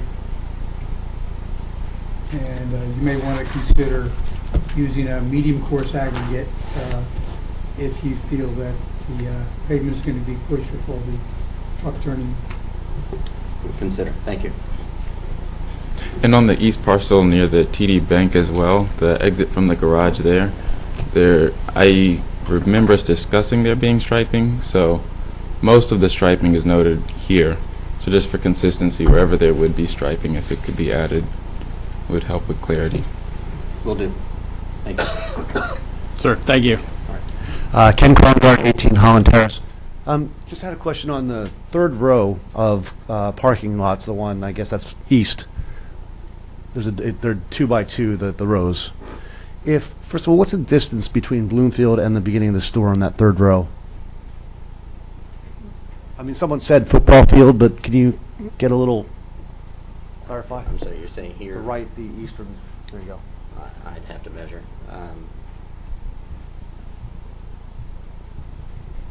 Approximately like.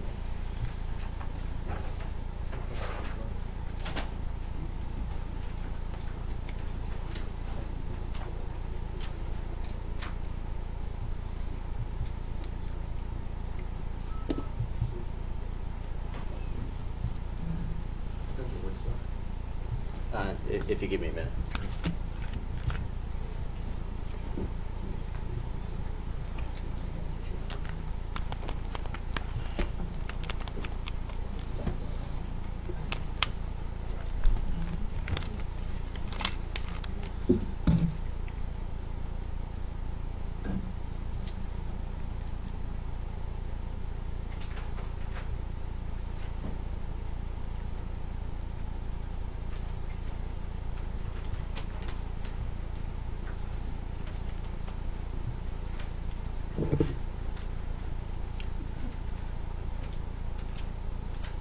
It's in the order of 300 feet. So that's football field almost exactly, right? 100 yards? Yes. Okay, so if we have a football field worth of cars, that eastern parking section where it's 2 by 2, how many cars is that in the farthest right row? Do you know? How many? I can see spaces, but how many cars would be between the street and the store? It would be 23 approximately. I guess 26 on the rightmost adjacent to Grove Street. 26 cars, that's all you can fit on a football field going that way? There's a drive aisle in that portion also. Okay, thank you.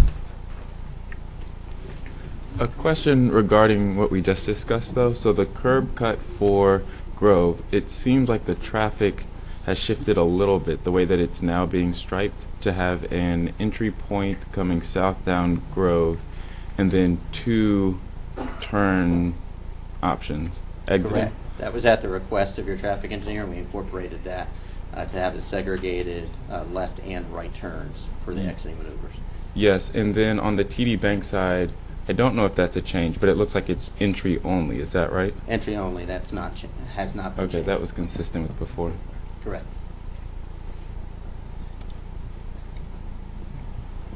Any other questions from the board or the public?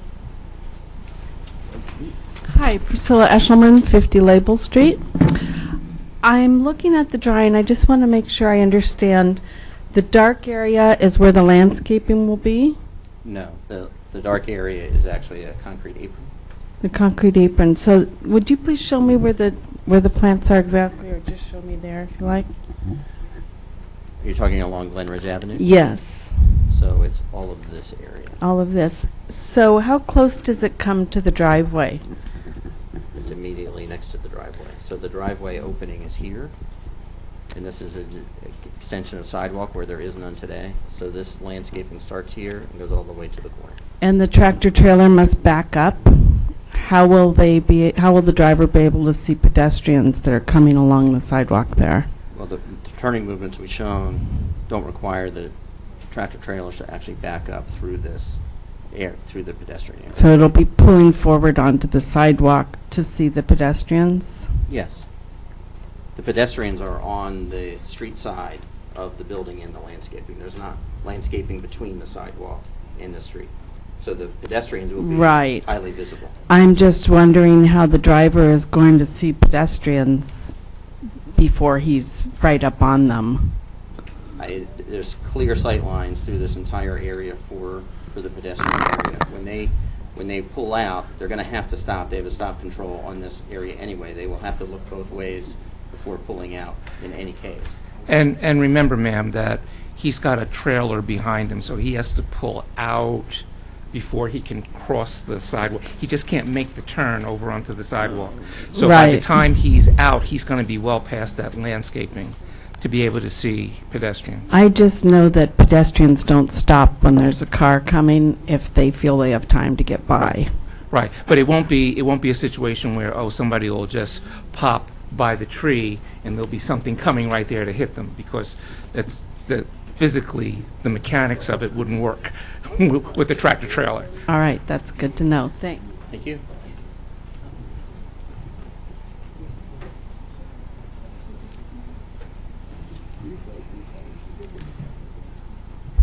Frank Rabacki, 398 Upper Mountain Avenue. I just have one question and clarification. I'm going to, can I borrow my mic? As I understand it, your testimony was this office space, which was 21,000 square feet, is going to be serviced by this doorway here. The retail is going to be facing Lackawanna Plaza, which is another 18,000, whatever it is. And then this 6,300 of retail, possibly office space, is also serviced by this doorway. I'll defer that to the architect, and I think he can clarify. But that's what's the proposed. that's the site plan as it stands tonight from what we're looking at. Again, I'll ask Okay. the architect to clarify that point. And then the entrance to the existing restaurant remains on the plaza here. Correct. And the only other retail in this is the supermarket grocery store, correct? Correct. Okay.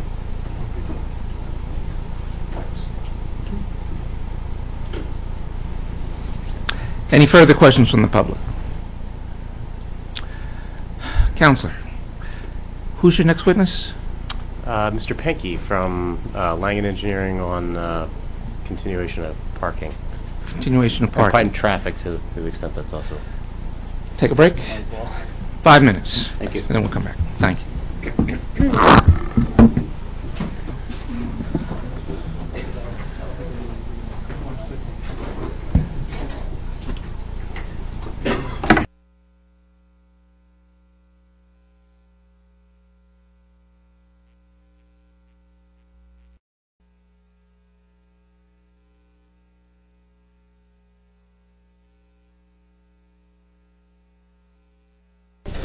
Yeah.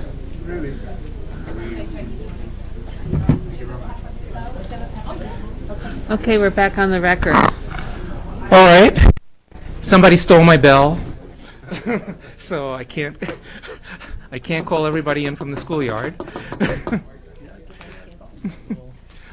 Oh yeah.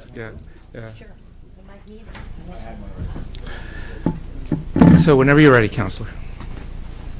Thank you, Mr. Chairman. So for our next witness, Carl Pankey from Langen Engineering. I believe he's previously been sworn, but I don't recollect that. It's been so long. What night did you testify? It was about 3 or 4 hearings ago. But I Okay. would, You agree? Then you're fine, Mr. For Hickey. the Go record, ahead. I would acknowledge that. Good. I'm glad you did that. Thank you. So, Mr. Pankey, since we've last been here, and your at the prior meeting, your partner Dan DeSario from Langen Engineering provided some testimony.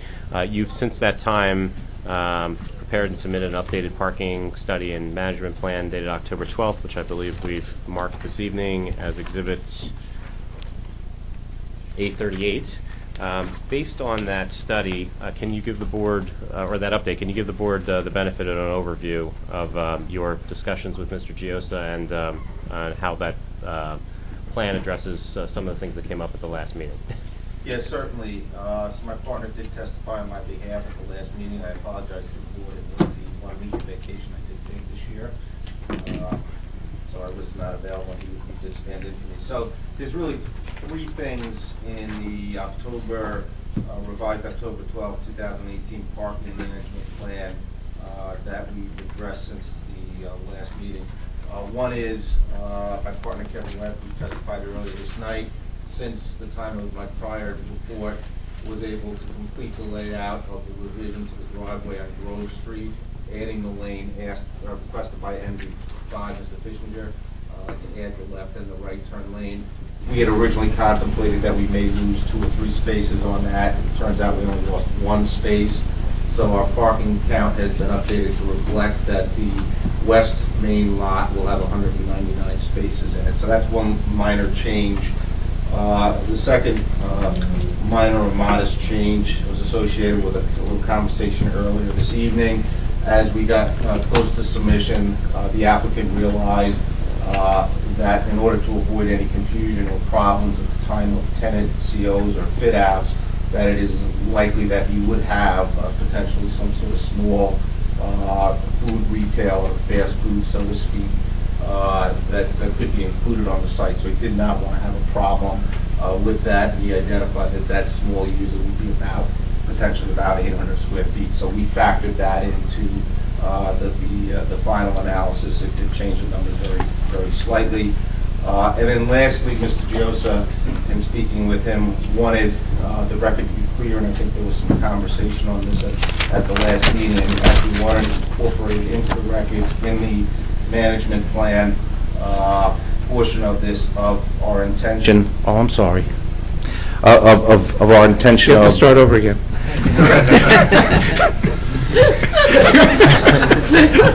Okay. Good evening.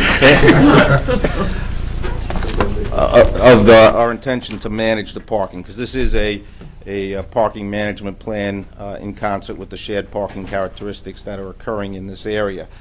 So for the record, physically we will have 459 parking spaces on this site, and we are committing that we can accommodate at minimum an additional 40 spaces on the site through parking management and valet parking. And specifically what we are proposing is a parking management plan that, for the record, will include valet parking management of the visitors and patients and employees that you come in through the Lackawanna lot, predominantly of the MLB and of the restaurant, because they're the longer-term parkings that are ideal for valet parking.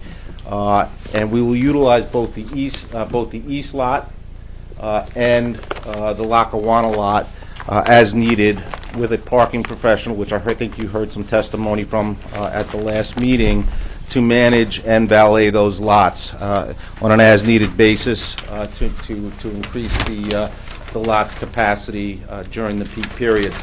In addition to that, the parking management plans includes the fact that all of the employees of the retail components of the medical office building and of the restaurant will park on the east lot, both in the surface lot for the retail and restaurant employees and in the under podium lot for the medical office building. So it's an efficient management of the spaces, and when required, we're able to increase the supply through the services of a parking management company through valet and parking management. So that's really what's been changed. I wanted to clarify for the record that the applicant is intending to maintain its liquor license and the operation of a restaurant, Pig and Prince, as generally occurs with both a combination of restaurant seats and bar and lounge seats. I did have a conversation with Mr. Giosa earlier today on that to clarify that intention. I believe the numbers I had put together was representative of what I thought would work. Mr. Giosa can speak for himself, but I think he believes it's a few more spaces.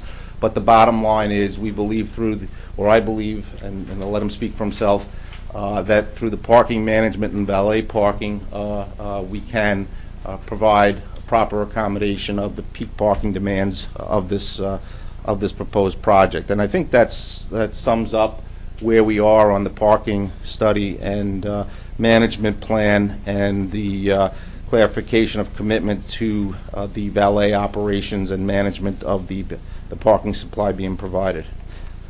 Mr. Penke, and you've received a copy of Mr. Giosa's October 19th, 2018 report on or analysis of the updated parking management plan? I have. And you're familiar with that document? Yes. So just a couple issues. There was a comment regarding what's described as West Parcel parking lot, taxi stand / drop-off area. Correct. Could you just speak to that? I think Mr. Webb addressed that a little bit earlier this evening. We are prepared to work with Mr. Giosa and NV5 to determine where they're more comfortable in locating that drop-off area and designation. We think there's opportunity to move it to satisfy their concerns with regard to that matter. So we would work with them on that aspect of cleaning up the plan. There's a few other items in here. He expresses some concerns with regard to shopping cart management. There are cart corrals provided in the lot.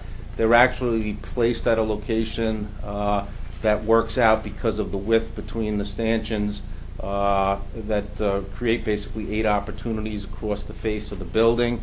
What we would propose and recommend is we believe that is an important issue too, so that we wouldn't have any problem as a condition of approval that moving forward any leases with tenants that had carts would require a cart management program. That's typical of most type grocers these days anyway.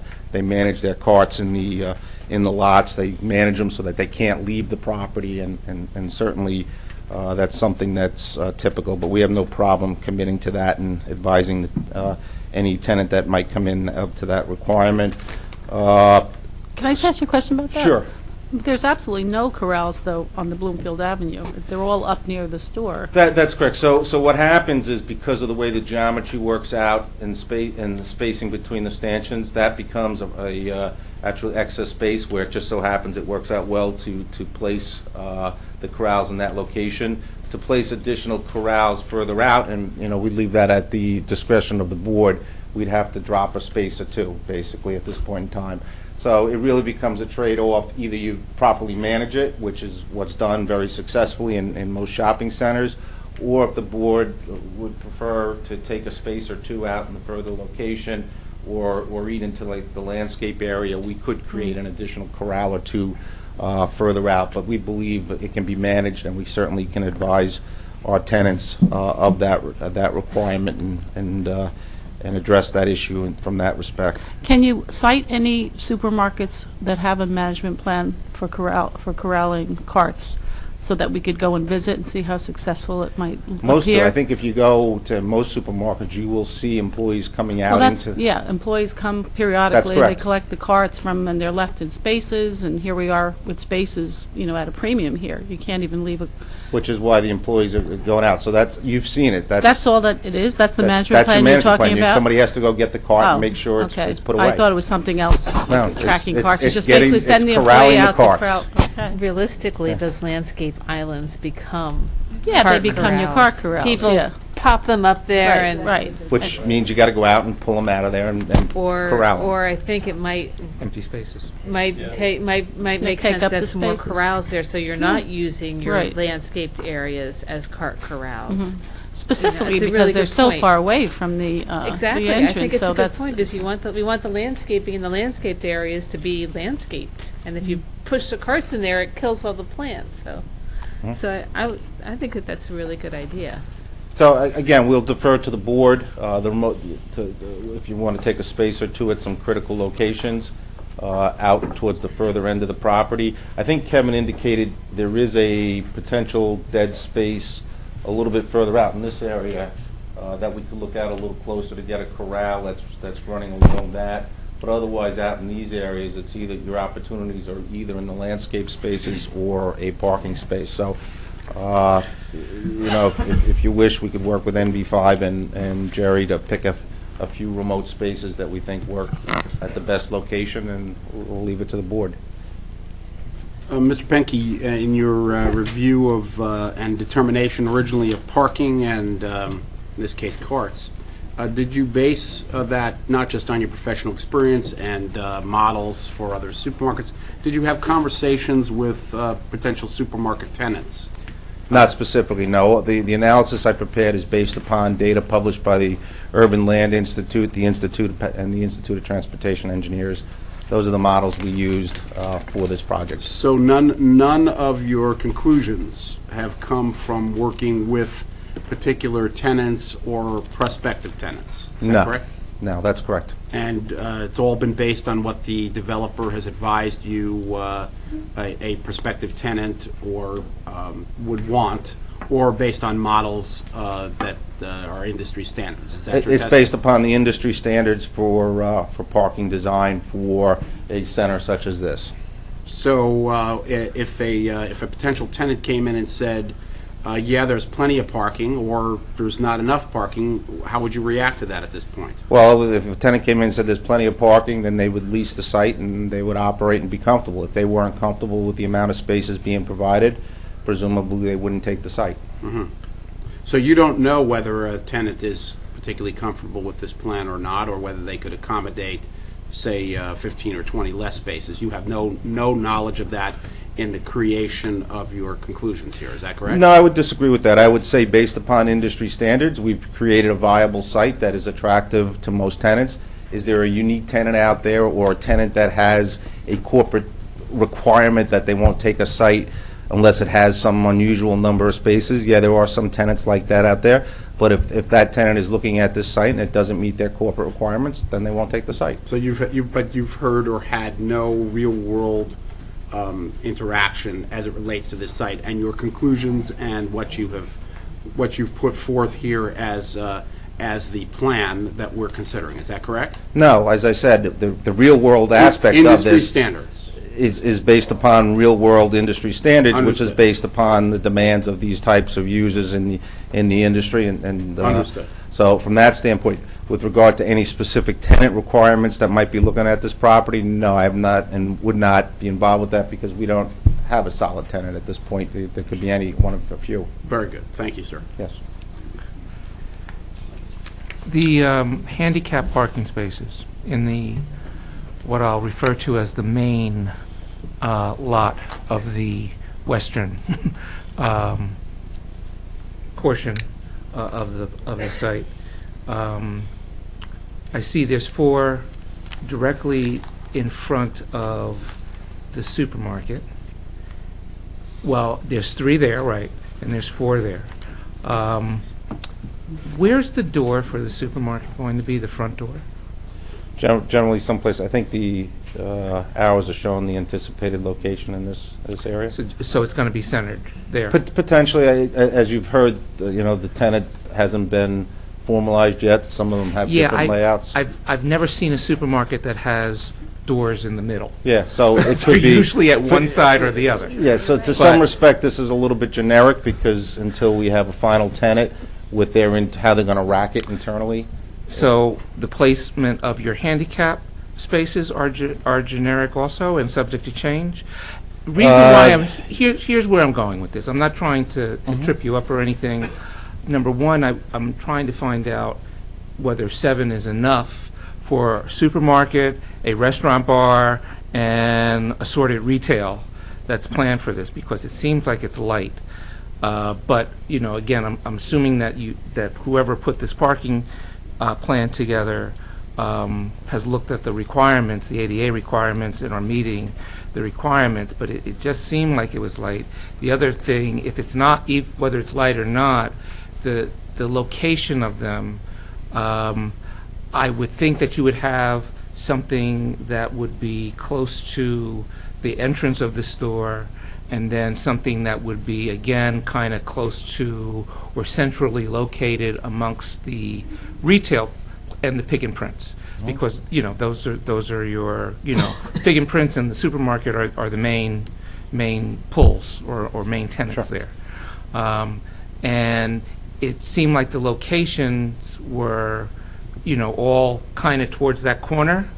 For the retail, assuming that those 3 are really going to be utilized for the restaurant and for the retail, and then you've got 4 that are too far away to really be practical, for handicap access to that. So those 4 are going to be primarily used by the supermarket, I would respect. But I just wondered why they weren't located in different areas, and I don't want to make any assumptions about why it's laid out like this. Just trying to understand why. Sure. So in terms of number of spaces, it's ADA requirement. So we are meeting the required the number of spaces per ADA. That's clear. With regard to is that for 88 for the use, or for the size of the parking lot? For the size of the, and is that's the full number for the actual size of the parking lot, not the number of spaces that are required under ordinance? Yeah, it's based on the size of the parking lot is the way the ADA work. It doesn't go by use. With regard to the placement, it is a bit judgment. So there is judgment involved. Kevin could come back up and explain whether there was any particular geometric driving issues associated with the stanchions. I got to be a little careful with that, because this site, in trying to save those stanchions, Kevin's going through a very careful balancing act as to placement. But I don't know that wouldn't prohibit us from moving that bank of some of those handicapped parking spaces further out. I think the civil engineering teams made a judgment call as to where to place them. So the only caveat I would have to that is if some of that was logical because of the way the stanchions are sitting. So Kevin could probably better answer that particular question. But other than that, the movement of that, if the door's over here or over here, over a row because you wanted to get them closer to the door, there's no particular maximum distance requirement. Generally, locating it centrally gives you the opportunity to get to the front sidewalk area and get to the door. So it's a logical decision, but that's basically what it is. It's a judgment call. So if let's say that the handicap spaces get full, would a handicap customer coming into this lot, maybe wanting to go to the restaurant or the supermarket, would they be able to avail themselves of the valet parking? Yes. And how would they do that? Well, they would go to the valet. They would go to the valet area. How would they know to go to the valet area? Well, if you're in that parking lot and all the spaces are full, what's going to tell me, oh, if you go outside and around the corner and make a right at the light, you can, how are they going to find it? Yeah, I think from that standpoint, it's a good question, and I think what it probably entails is the incorporation of a little bit of signage, just identifying valet on Lackawanna Plaza Place, and just to identify that. Certainly, anybody that's going to the MOB front lot off of Lackawanna Plaza is going to see that there. It's going to be operated. There going to be permanent signage there, as opposed to the temporary on and off that you the see. sandwich boards that have been described for usage elsewhere in the town? Yeah, like I said, it is a, the operation of the valet is going to ebb and flow based upon the peak demands of the site, so the temporary type signage gives you the ability to set up when the valet is in operation and not confuse people when it's not in operation. So somebody going to the office building, it's not all, the valet isn't going to always be available to them. Is that? You know, if we're finding when we're up and operating that from 8 o'clock in the morning to 1 o'clock in the afternoon, there's more than enough parking out here, then there's no reason to be running a valet. If we're finding from 8 o'clock or 9 o'clock in the morning that we need to manage it, then the management company would be there and we'd initiate those valet services right in the morning. Basically, it needs to be managed to the ebbs and flows. And there's a period of when you need to, once you learn what's happening, there's a period, you're going to know when to get ready to set up and when to start managing so that you're hitting those peaks. And I think we're looking to have a management plan that is flexible to those types of demands to maximize the use of the parking. But regardless, there's going to be somebody there on site while the parking lot's in operation, making sure people are parking in the right spot, that people aren't abusing. I'm just going back to the testimony Yes. that I heard before about, I thought there was going to be at least 1 or 2 people there all the time. That's what I was hearing. And so that's what kind of led me to believe that there would be valet parking available all the time. That's the So plan I'm that just, was can you clear described. that up for me? Yeah, so the parking is going to be managed and watched from that standpoint from the outset. If we find that it changes, we'll adjust as necessary, but there are some components that were talked about at the last meeting, like being able to watch and making sure our lots are not being used by others or... Yeah, Carl, actually, so Mr. Chairman, we actually have Kristen Sokich here from Pro Park, who was sworn in. He actually could speak to some of this if we, I don't know if we want to bring him up now or if we... Well, I think it might help, while we're talking about this, to clarify the issue. Okay. Yeah, So if what's your commitment? Are you committing to have valet all the time, or? Yeah. We'll let Kristen speak to it. Because that is was part what of was the described. management, right? It's an Yes. integral part of the management, so. Right, as well as making sure that people over on the other side aren't parking. Right. you know. That's the way it was described. It was the entire site. Good evening. Good evening. Say your name for the record, spell your last name. Kristen Sokich, S-O-K-I-C-H, Pro Park America. And you've been under oath previously in this case? I have. Thank you. Please proceed. Okay, so in regards to valet parking, we envisioned doing tandem assist in the Lackawanna Plaza side of the parking portfolio. In the main lot, there's an Tandem abundance. assist. So that's- Valet, tandem assist, will tandem assist cars in that lot. If the need arises where there's going to be overflow, then we would valet those cars over to the east side or... For all intents and purposes, it's going to be a valet. I'm going to give you my keys. Correct. You're going to park my car. Yeah. I don't care how you park it, whether it's tandem, Correct. upside down, inside out, whatever, you're parking them. Correct. Is that what tandem, So I thought That's what tandem tandem assist. assist is. No, It's when they're parking them back to back or side by side. not I in thought the- it was the Well, valet parallel pointing car out in where front the of a person should go. perpendicular Yeah. parked car. They're blocking other cars, basically, Correct. so. I believe. So that operation was envisioned Monday through Saturday, 8 a.m. to 6 p.m. And the majority of that was put in place to satisfy the needs of the medical offices. Over by the retail lot, grocery store lot, all indications are that there's going to be plenty of supply there, and there's not going to be any need to do any tandem assist or valet parking in that location. I think if it was to happen in that lot, it would be as an amenity. Maybe this, if it's an upscale food store, they may want to offer that service. But as a matter of need, I don't see that becoming a need. I believe at the last meeting, we asked for details on where the cars are going to be parked in the lot during the tandem assist. Because where are you, if you have... So the majority of the cars are going to be parked in the Lackawanna lot. In the Lackawanna lot? Plaza that lot. Plaza, or Plaza. be a little bit more specific, The please. Lackawanna Plaza lot that Mhm. currently holds 30 cars. Mhm. We project we could fit another 21 in Well- that inventory. Well, we don't see the plans.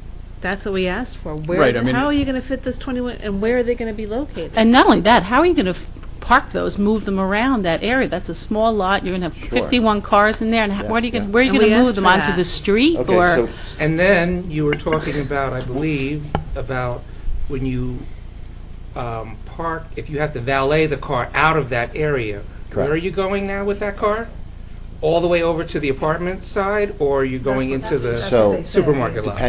depending on the need and what's taking place in the rest of the inventory, 95% of the time, we'd be able to take any overflow right into the west lot, because it's not going to be packed. I think it was stated that there's maybe a month out of the year where they're at peak occupancy times. So that's during- that's the supermarket lot? Correct. That you're talking about, okay. Correct. So you're going to be parking overflow there? Yeah, so look, there's a lot of Mr. Pankey overlaps, seems to right? disagree So- just by his facial No, expressions. We're intending, and we've agreed with Mr. Giosa that we will valet to the east lot. That's what they said, yes. See, and this is where I'm having a bit of an issue here tonight, and it's a continuation of the issue I had the last hearing.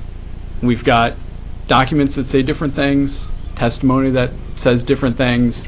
It's really hard to follow when you go between Mr. Webb's site plan and the parking analysis, Mr. Pankey, your parking management plan that has a different usage, and then Usage Mr. is the same. There's no differences in the usage, except that we clarified. Well, there's no 800 there's square no feet. fast food in Mr. Webb's. It And I'm is- just telling you, It's it's- divided in the retail, but yes.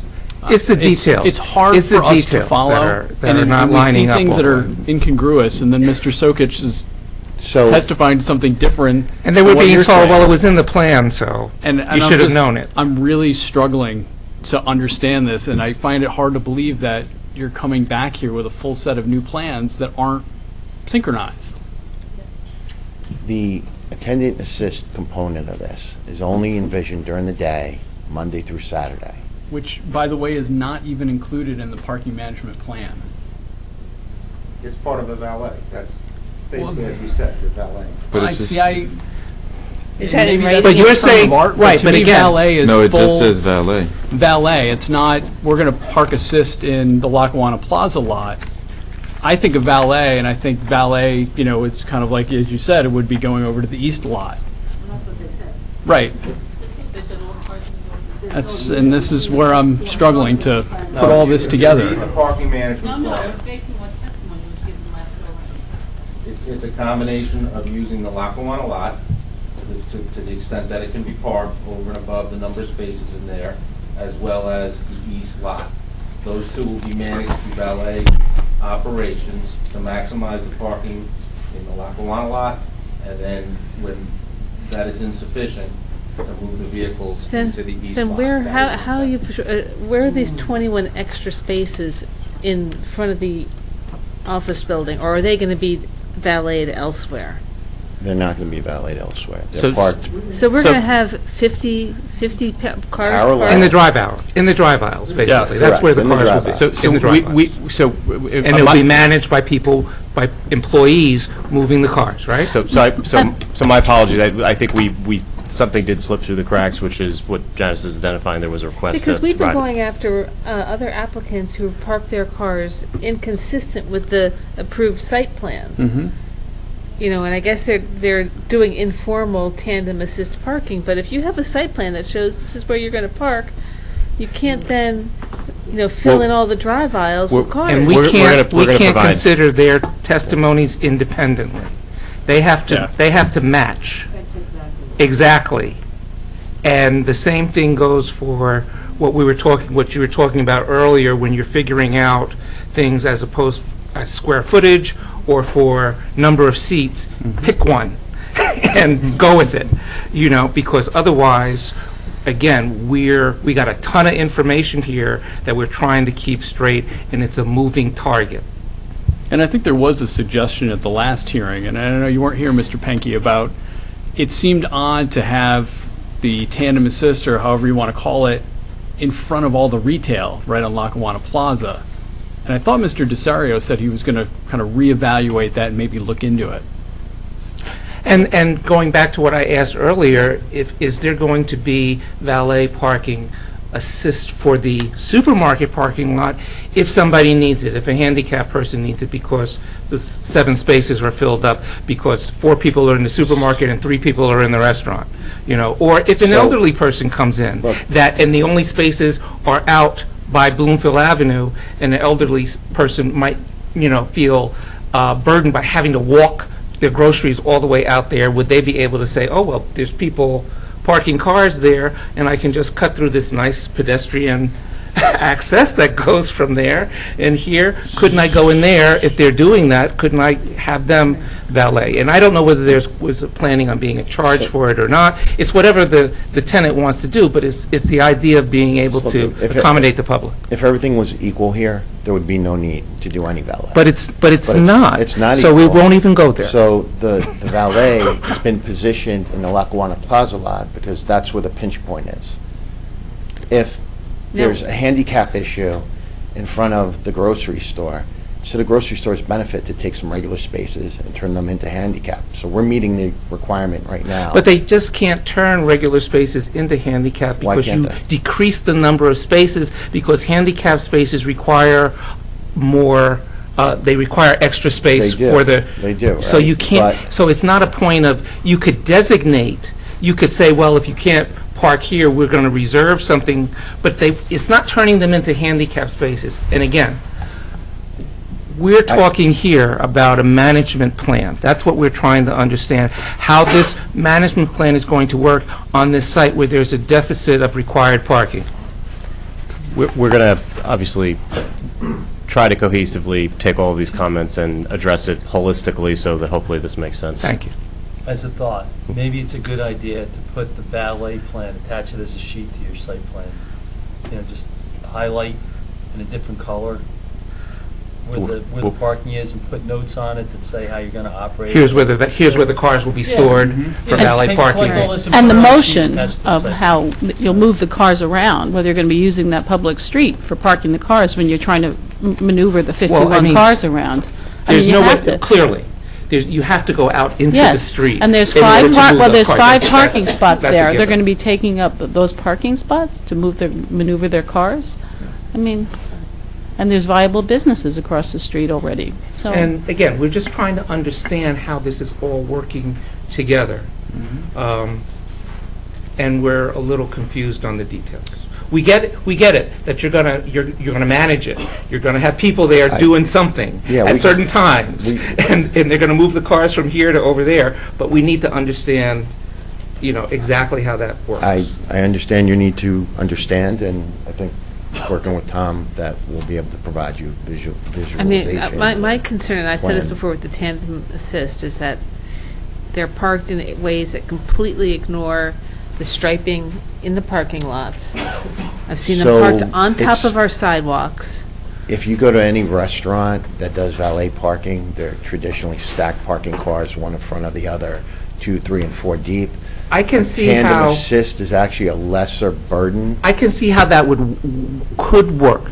The problem is, and I think what Janice is trying to understand, is how you're fitting those 20 cars into that drive aisle. Is there going to be space? Is there going to be an open lane, and that they're going to be parked so that as cars are, or is it going to be a bottleneck clog that if you have a car that's in the middle, somebody's going to have to move 2 other cars and go around the block or something like that? We want to see how the 20 would fit into that space, because there's a Sure. number of different So- ways you could do And it. it's very Some are visible. more acceptable than So others. typically It's the also very allowance for visible. aisle It's not like space. in the back of the lot. Right. Where a And lot it's of- in front of retailers. We've had testimony that the retailer's front door is going to be on that lot. And if there's there's a landfill full of cars in the parking lot in front of them, those retailers are going to complain because people they're going to see cars, they're not going to see the stores, and they're going to say, oh, I can't go there because there's no place to park.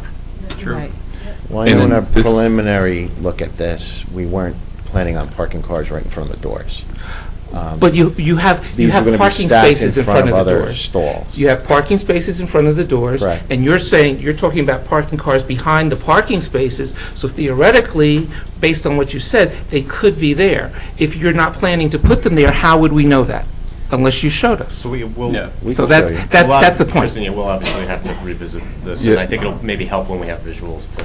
Yep. It may just, again, we focused a lot on Lackawanna Plaza parking here. There's an equal issue with tandem assist all the way in the distance where the other 19 cars would go to get you from 459 to 499. And so, if I understand this correctly, those 19 would be parked in the drive aisles or blocking people in. Those cars would be parked in a self-park stall.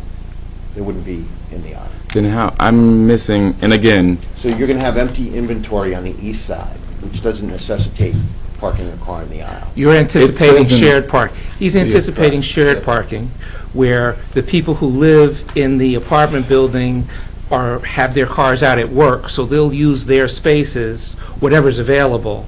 That's what you're talking about, but it's right? saying in the maximum scenario that you go Yes. from 459 to 499. There are 40 incremental cars to the full capacity of the striped lot. The maximum scenario is different for the different uses. So there's a maximum scenario for the residential building, which is typically in the evening, right, when all the people are home. The grocery store, it's more afternoons, weekends, sporadic during the day. The medical offices will be Monday through Saturday. In this case, they're closed on Sunday. But this And what takes in- happens on this- Saturday when everybody's home? But this takes into a case shared use. Everybody's not home. Well, no, On but average, I'm saying 20% you can't- on more average, people are 20% of home. those cars are gone. But you're Right. double counting here, because this does take into account. shared parking. It's ULI, double I know, but counting. you're double counting. So you have shared use to 459, and you're saying it can reach up to 499. And we'll develop a plan and show you Yes, because what we're anticipating. and just to understand this point, is it truly 40 incremental to the 459, reaching that 499 number that's in? That's our target number, is the additional 40 to make. And those are everyone actual comfortable. cars. This is not a theoretical shared, it's actually 499, correct? Is what we've said that we can manage the lot minimum up to.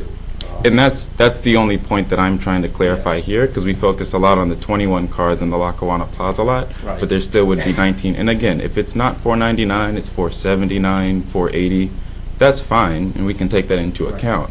But if it's 499, we need to know where the 40 would go. We'll show you the intent, and it is creating the opportunity to provide additional spaces to valet in the east lot. That is the intent of the plan. That is the discussion I've had with Mr. Giosa. We both believe it can be accomplished. It does mean either parking the cars close together or some cars in a certain portion of the lot parking in the aisles. There's an opportunity on the dead end of the lot in here to use that a lot more efficiently. And that is the intent, and that is exactly what I spoke to Mr. Giosa about.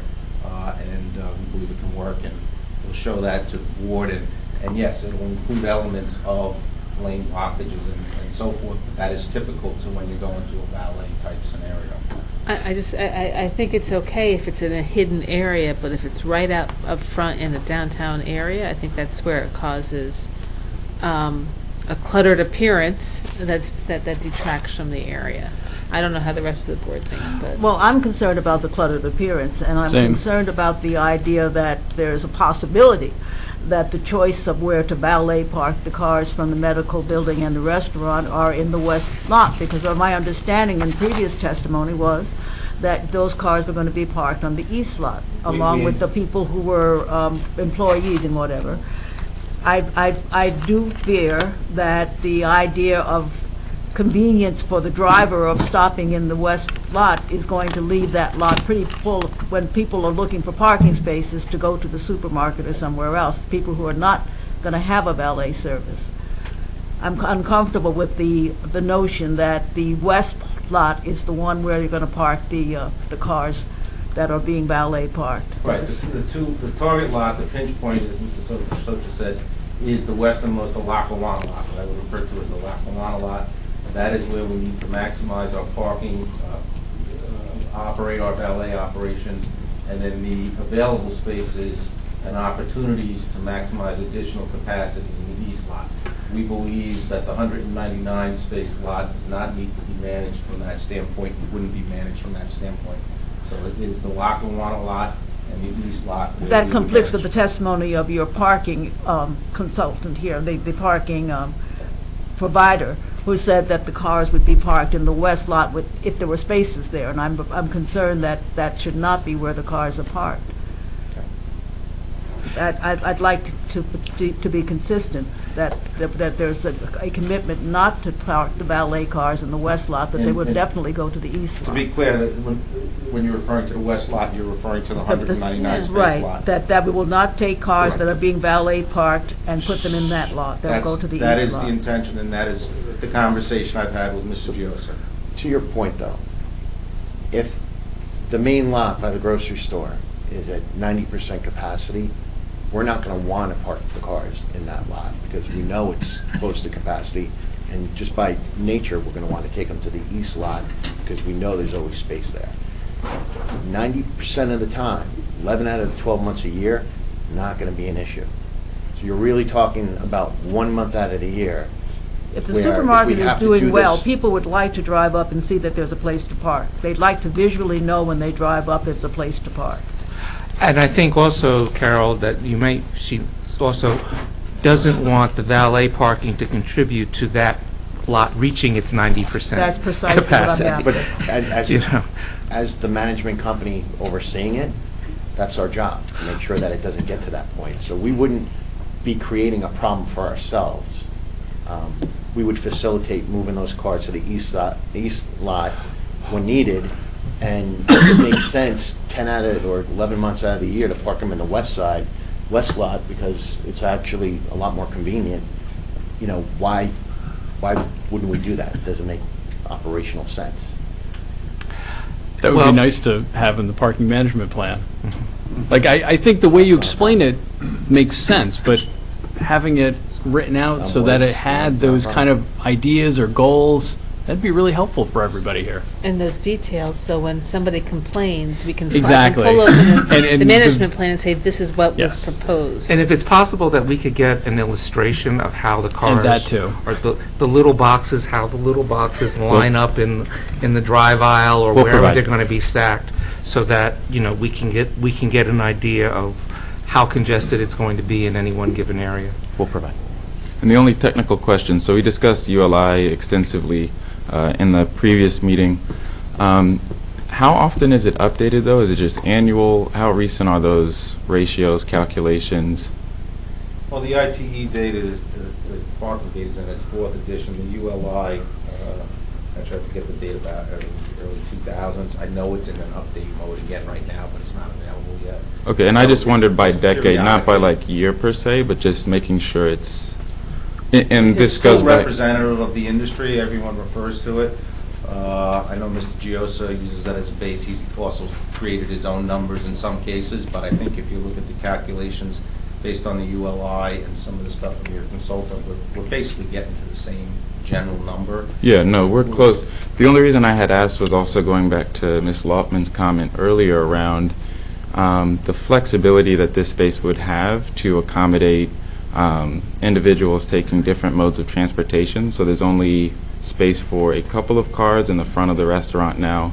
There's not really a clear capacity for quick pickup of groceries like some stores are offering now. So I just wanted to kind of get a sense how much flexibility there may be for future uses of this grocery store Well, I site. think as that advent comes, what happens is your parking demand actually probably goes down. Right. Because your shopping experience is now not 45 minutes in the store or half hours in the store. It's showing up and picking up your packaged goods. Or it could even be, as I think Amazon started to explore with, a store employee taking his car and going out delivering to several. So that's the evolution you're seeing. There isn't any science on that. I haven't seen any operational requirements yet, as Mr. Webb said, from any of the users.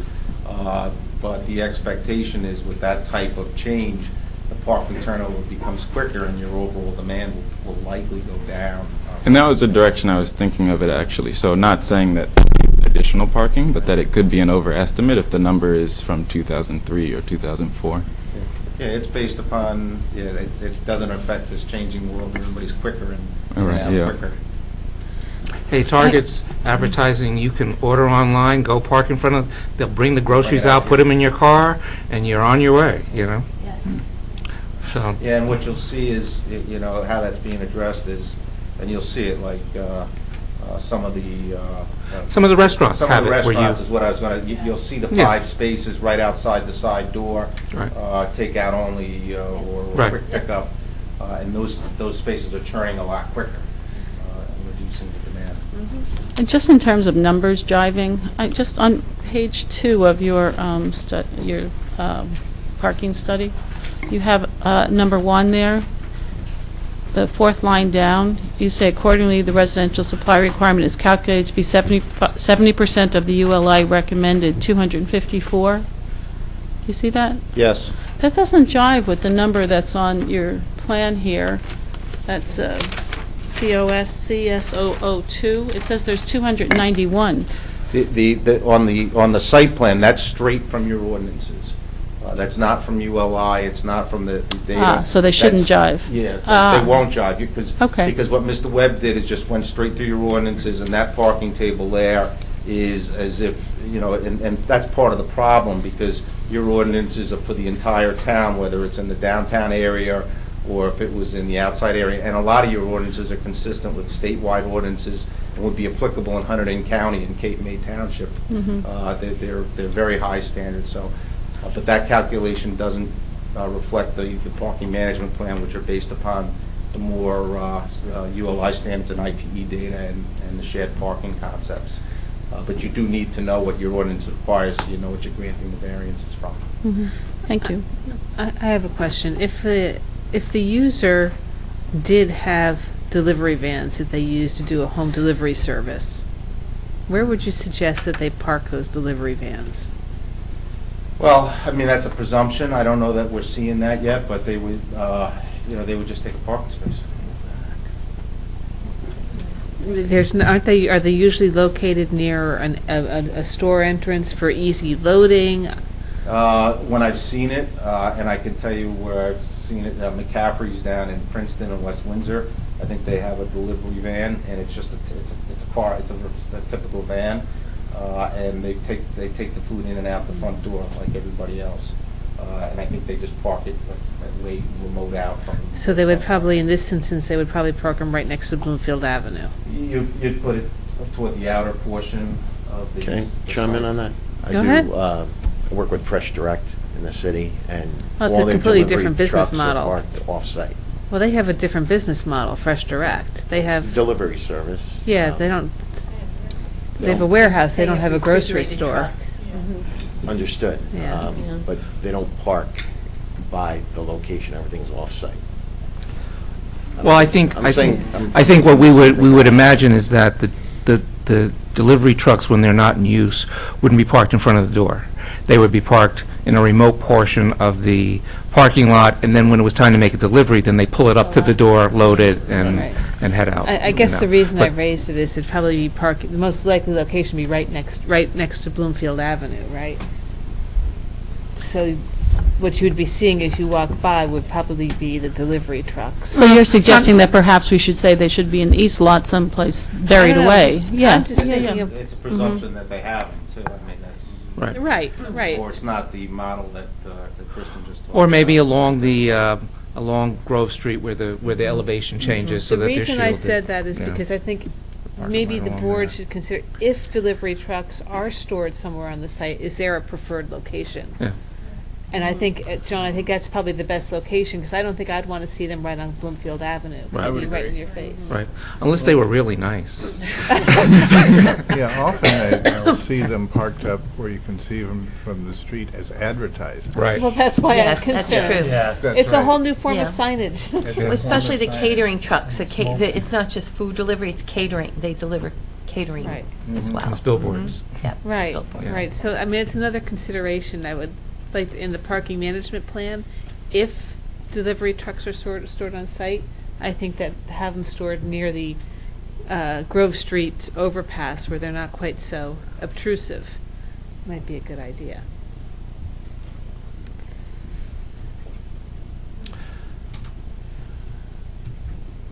Questions?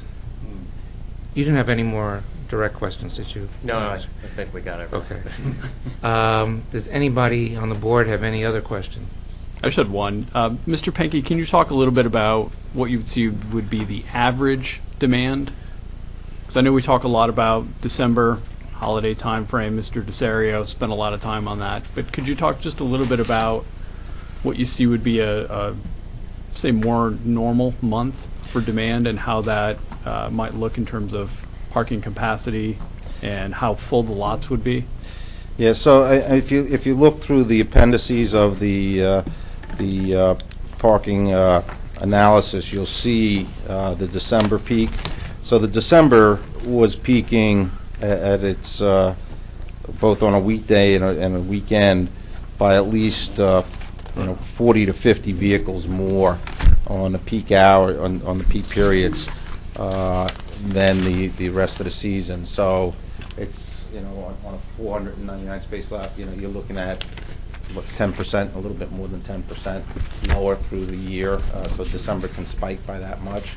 So it's a comfortable difference. And the other thing to keep in mind is the numbers we present in the report. That's not a demand. It's a supply requirement. So that has baked into it another 5 to 10% per the ULI calculation. So the numbers when we're talking about a peak parking supply requirement of the 453, I think it is.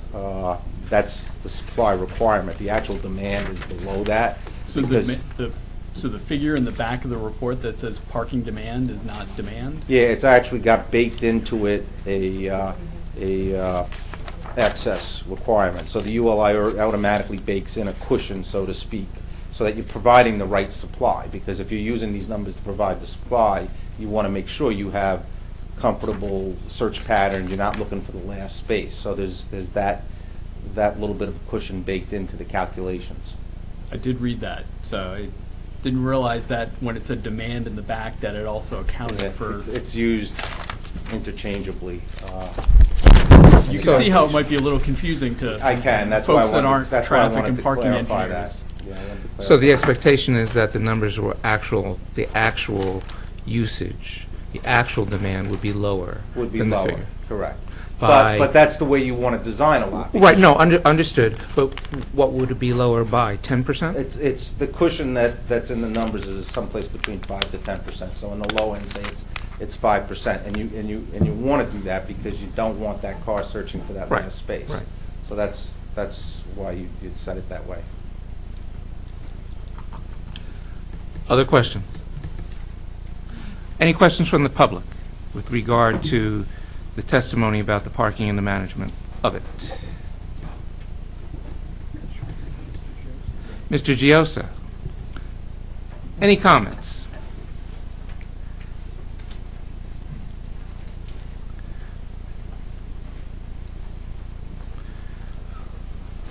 Good evening. Good evening. I have had some conversations with the applicant's traffic engineer regarding the parking plan. And as Carl mentioned, our numbers are relatively similar. Just to give you an idea, they're estimating, and these are adjusted numbers because there was a little confusion about the bar lounge as opposed to just a family restaurant use. and we had several discussions about that today. In the original application, they had a bar lounge with 41, I guess, seats, and then plus the seats in the restaurant. The application changed to be just, to not include the bar lounge. So I was under the impression that it was just going to be a family restaurant without a bar and a lounge.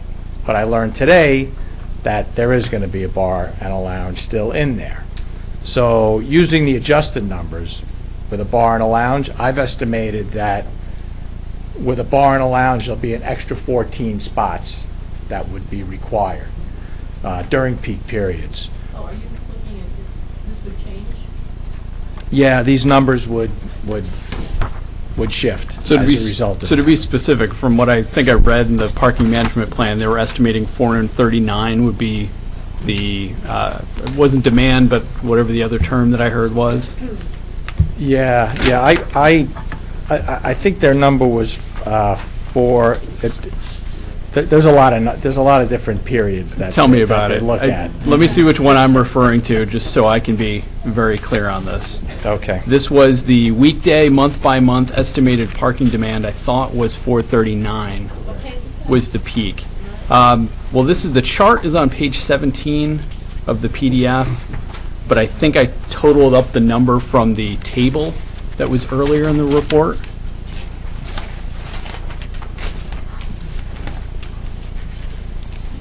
Are you looking at table number 4? It's possible. That, for the record, that number's correct, 439, your calculation. Mr. Pankey, 439 is Yeah. accurate? Like 1 o'clock on a weekday, is what we found, Yeah. yes. A weekday, okay, great. And then if you add 14 to that, assuming that you now have a bar restaurant use, that's 453. And 459 is what's provided physical spaces. So Yes. essentially, that chart needs to be amended, because it says family restaurant, to include a bar lounge? I will do that to clarify it and work with Mr. Gioso on the number. We may need you to use the microphone just to make sure we get that on the record, because I think that's an important point. Yes, I will clarify that table, and we'll get on the same page with the number that reflects the bar and lounge. It was always my intention, my study was always anticipating the existing restaurant continuing with bar and lounge as is, but I understand Mr. Gioso's calculations are a little different than mine, and we'll get that rectified and clarified. Okay, thank you. But just to give you an idea of the order of magnitude of my calculations versus his, he was, what was the number we said, 453? I'm at 481. So that's a peak condition. It's 25 cars. It puts you over the 459, and that's why the valet plan becomes so important. So I agree with everything you said about needing to detail the valet parking plan, show the spaces, identify how the cars are going to be moved around the site. And you had a recommendation about snow and storing snow? Yes, I would recommend that the snow be removed from the west lot in particular, removed from the site, or if not, to have a plan indicating where the snow will be stored. Because parking is at such a premium, and, we really have Well, and especially if the valet option will move cars from either Lackawanna Plaza lot, let's say Lackawanna Plaza lot, over to the east lot, it seems like, conceptually the east lot, you could store snow, but if they're going to bring cars over there, it then doesn't make sense. Especially, given your numbers. Right. It's getting up close to that, what was it, 499, I think that Mr. Gilmer had mentioned, would be the maximum that one would be able to provide here with the valet. Yeah, that's how I came up with the 40 spaces that I mentioned to them, that you have to come up with a plan that shows at least another 40 spaces, because my calculation had the peak at about 480. So I wanted to get up to around 500 so that there was some cushion in the numbers. Yeah, they have striped 459, and then they plan to get to 499. They Right. they should be able to get to 40 spaces, parking in the aisles and so forth on the east and the Lackawanna Plaza. But I agree with you, it doesn't belong in the west lot, because everyone's going to want to park there. Right. And Kristen is going to end up chasing employees out of that lot all the time. And it was odd in that, and just given your experience, this is a valet plan where people may be positioning the cars a distance away and affecting vehicles that are not patrons of the same establishment. So just the coordination on that side, I think, is what we also were questioning, but I realize that's, like you had said, a concern, and we just need clarity, basically. Yeah. Yep. Yeah. If we could get their detailed valet parking plan on the record, that would definitely be helpful. And Mr. Giosa, when you give that number of about 480, does that include the same 5 to 10% buffer that Mr. Penke referred to earlier? It does. Yeah. Most of the the ULI, the ITE, whenever they do these factors, they're for a design value. So they're trying to get you to a design value, and the design value includes a little bit of a cushion, yes. But it doesn't mean that the uses are going to become so popular that, they exceed the recommended number by a little bit, or they're below the recommended number. It's an educated guess. Well, I fully understand that. It's not, we're not going to know until we get there to see exactly how many cars show up. But I just want to make sure we're comparing apples to apples when we look at your estimated number versus Mr. Penke's estimated number. Yeah. I still think there's a need for a valet to get the medical office cars parked, the visitors and the patients. And that's a full-time valet. Yeah, as they mentioned. Occasional valet, it's a full-time. They'll manage it according to the demand that they're experiencing, but they said that they would start out with 8 to 6, and then if they, if they need to extend the hours, they'll extend the hours. So 8 to 6, 8 a.m. to 6 p.m. you mean? I believe that's what Kristen said, right? Yeah. Monday through Saturday. Initially, that's the plan. It's going to depend on We'll need you on the record. Yeah, initially the plan is 8 to 6, but, it's going to depend on what type of practices are in that medical office building. If there's practices that have a lot of patients coming in, then maybe the hours go up. If they have extended hours. If they're not as busy, then, maybe it goes 8 to 4, but initially we're thinking 8 to 6. No, I understand. I mean, it makes sense. It's in your best interest, as the landlord, to provide a service that works for your tenants. So I have no doubt you're going to make the right adjustments, but just to understand, what's the baseline condition that we're proposing here? That's really where I'm trying to get to. Sure. We'll outline it in the plan that we forward. Thank you. I have a question for you. Do you perceive this as a problem? You have other little businesses around there, and in general, parking is difficult even now. You see a lot of people park in the Lackawanna Plaza. I don't know who these people are, but there's a considerable amount of cars there now. Is there anything that would prohibit any of those businesses or the employees of those businesses from using the valet parking and parking their vehicles? I mean, we're there, so Yeah. somebody is not actually walking into the medical office building. Right. Maybe fool me once, okay, but the second time we'll know who that vehicle is. We're going to have the same employees there for the most part on a regular basis. But there's nothing that you don't check to make sure people actually use the supermarket and medical I office? don't think we I know need it's to not go to practical, that but- extreme here, but Yeah. like, let's say in a really urban environment, Yeah. they take their ticket, get it validated at the Right. doctor's office, and this way we would know You're not doing that. They went to that. Well, Mhm. we could do that. Yeah, if you see a If problem. it turns into a problem, Yeah. then yes. Mhm. If it's Okay. not a problem, then probably not. Is there a fee for the valet parking, or it's free? As far as I know, it's free.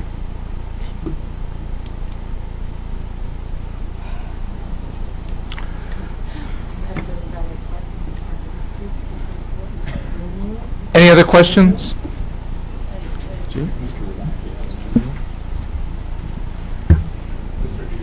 My question's to you. Okay. I'm going to just point again to my favorite Lackawanna Plaza area. Just Mr. Rabacki, if you can just I'm sorry. state your name and address. Frank Rabacki, 398 Upper Mountain Thank you. Avenue. So here's the existing restaurant that you testified about that is going to retain its liquor license and bar lounge and change the family. They also... Speak up so we can hear you.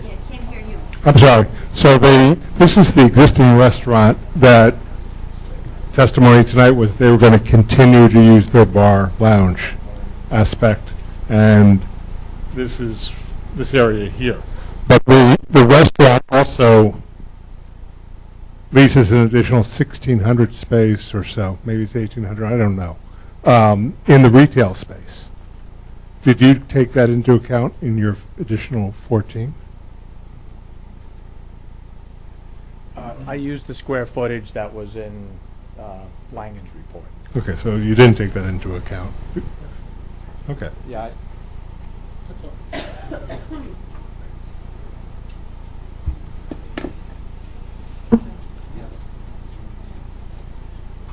Any other questions? Any other questions? Okay, Counselor. It is after 10:30, and we don't take new testimony after 10:30.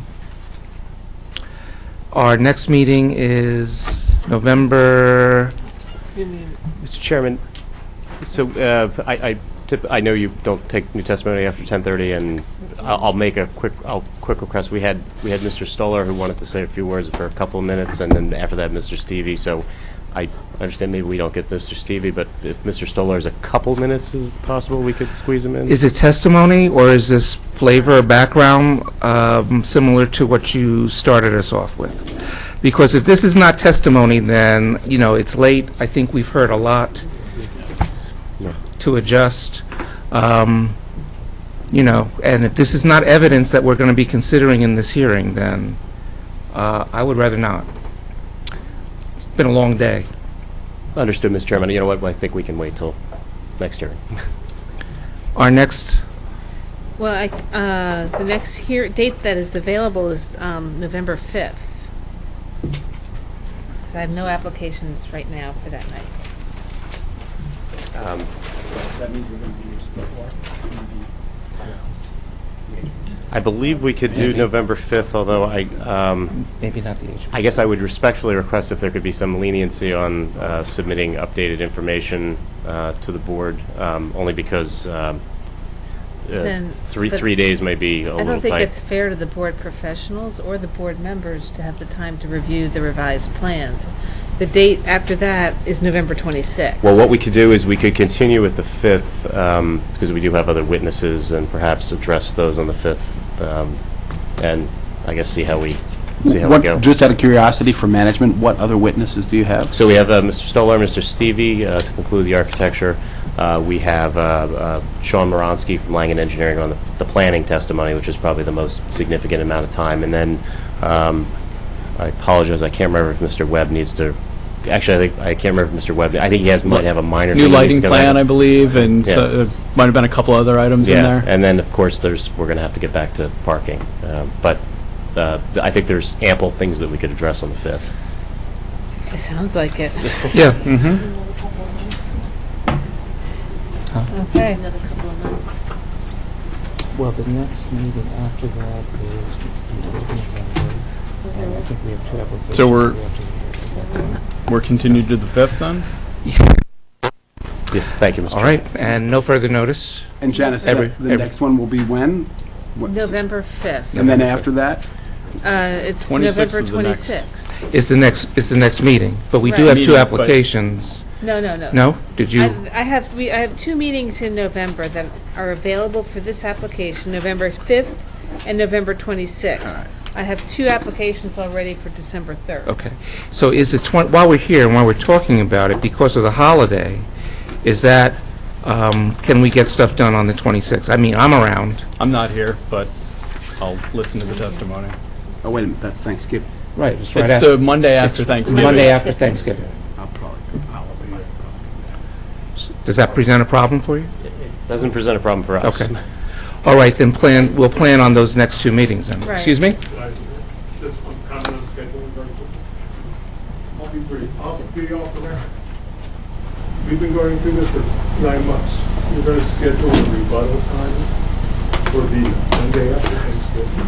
It's not rebuttal. They're not going to, no, they're not going to, Who's us? Believe me, I don't think we're going to get to public comment on the, Opportunity for another time for... I think it's going to go, it may go past that, because once he's finished with his witnesses, we have opposition testimony to go through, and then we, no, we have formal opposition, and then we have public comment. No. You're going to present presenting as an You're objector? presenting evidence as an objector? That's what I'm asking. And by the way, do I need to bring my own laptop to do a projection? No, I provide a laptop. Just bring it on a thumb drive. Public comment is certainly. So if I'm giving what you were calling a public rebuttal. Objector. You're If I'm going to make a presentation, it's going to have to be after 9 months, it's going to be the Monday after Thanksgiving? It could be, yes. Okay. And just for clarification, Make that on chance? Do I lose my opportunity? It depends on how far we get on that evening. You know, if we don't get through everything on that evening, then no, you don't lose it. If we do, then yeah, you have to be here, just like we do. and just for clarification, Mr. Chairman, for the public, if there are other objectors, do they need to notify the applicant with the particulars of their objection beforehand? They're not, objectors aren't required to give us notice. Okay. We were aware of one set of formal objectors. Now we're aware that Mr. Rabaki intends to make a formal presentation.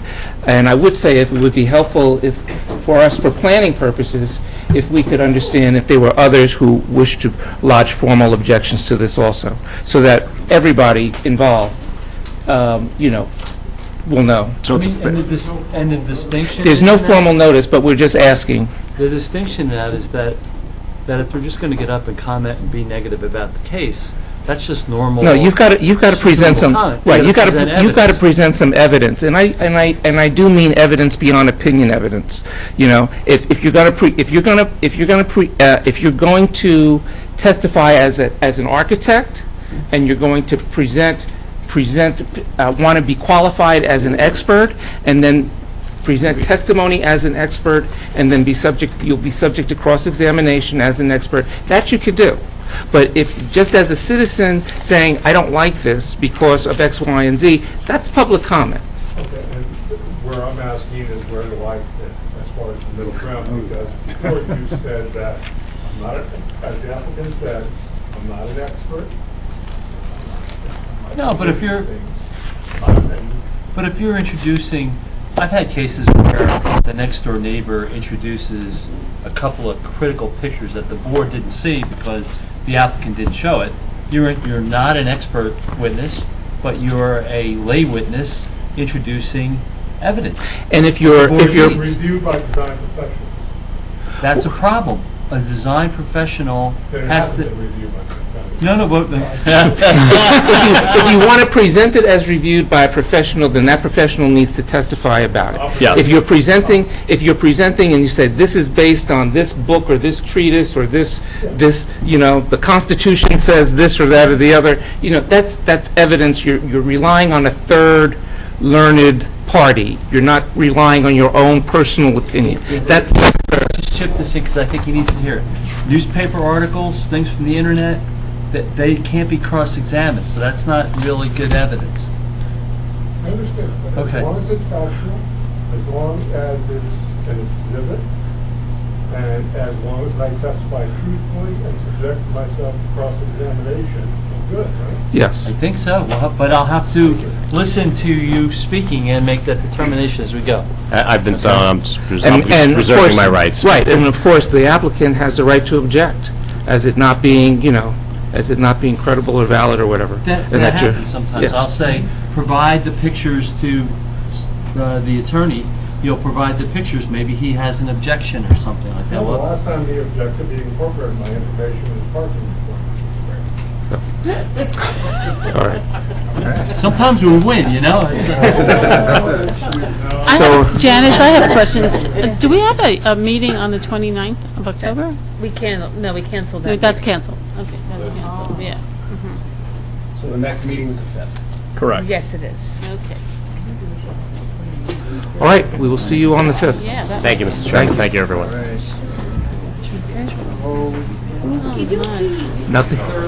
Nothing personal, Brian. but- Well, hang on, are we finished? Is there anything else, Janice? Anybody? Janice, do... I just want to make sure, is there anything else on the agenda before we start having other conversations? We're done. Okay, thank you. I didn't understand. Oh, whoa, wait a minute. You waive the time which the board has to act. Hang on, last one. Let's just get that nicely on the record. Just to clarify for the record, the applicant waives the time for the board to act through November 5th, and, oh hell, I'll say November 26th too. Through November 26th, okay, thank you.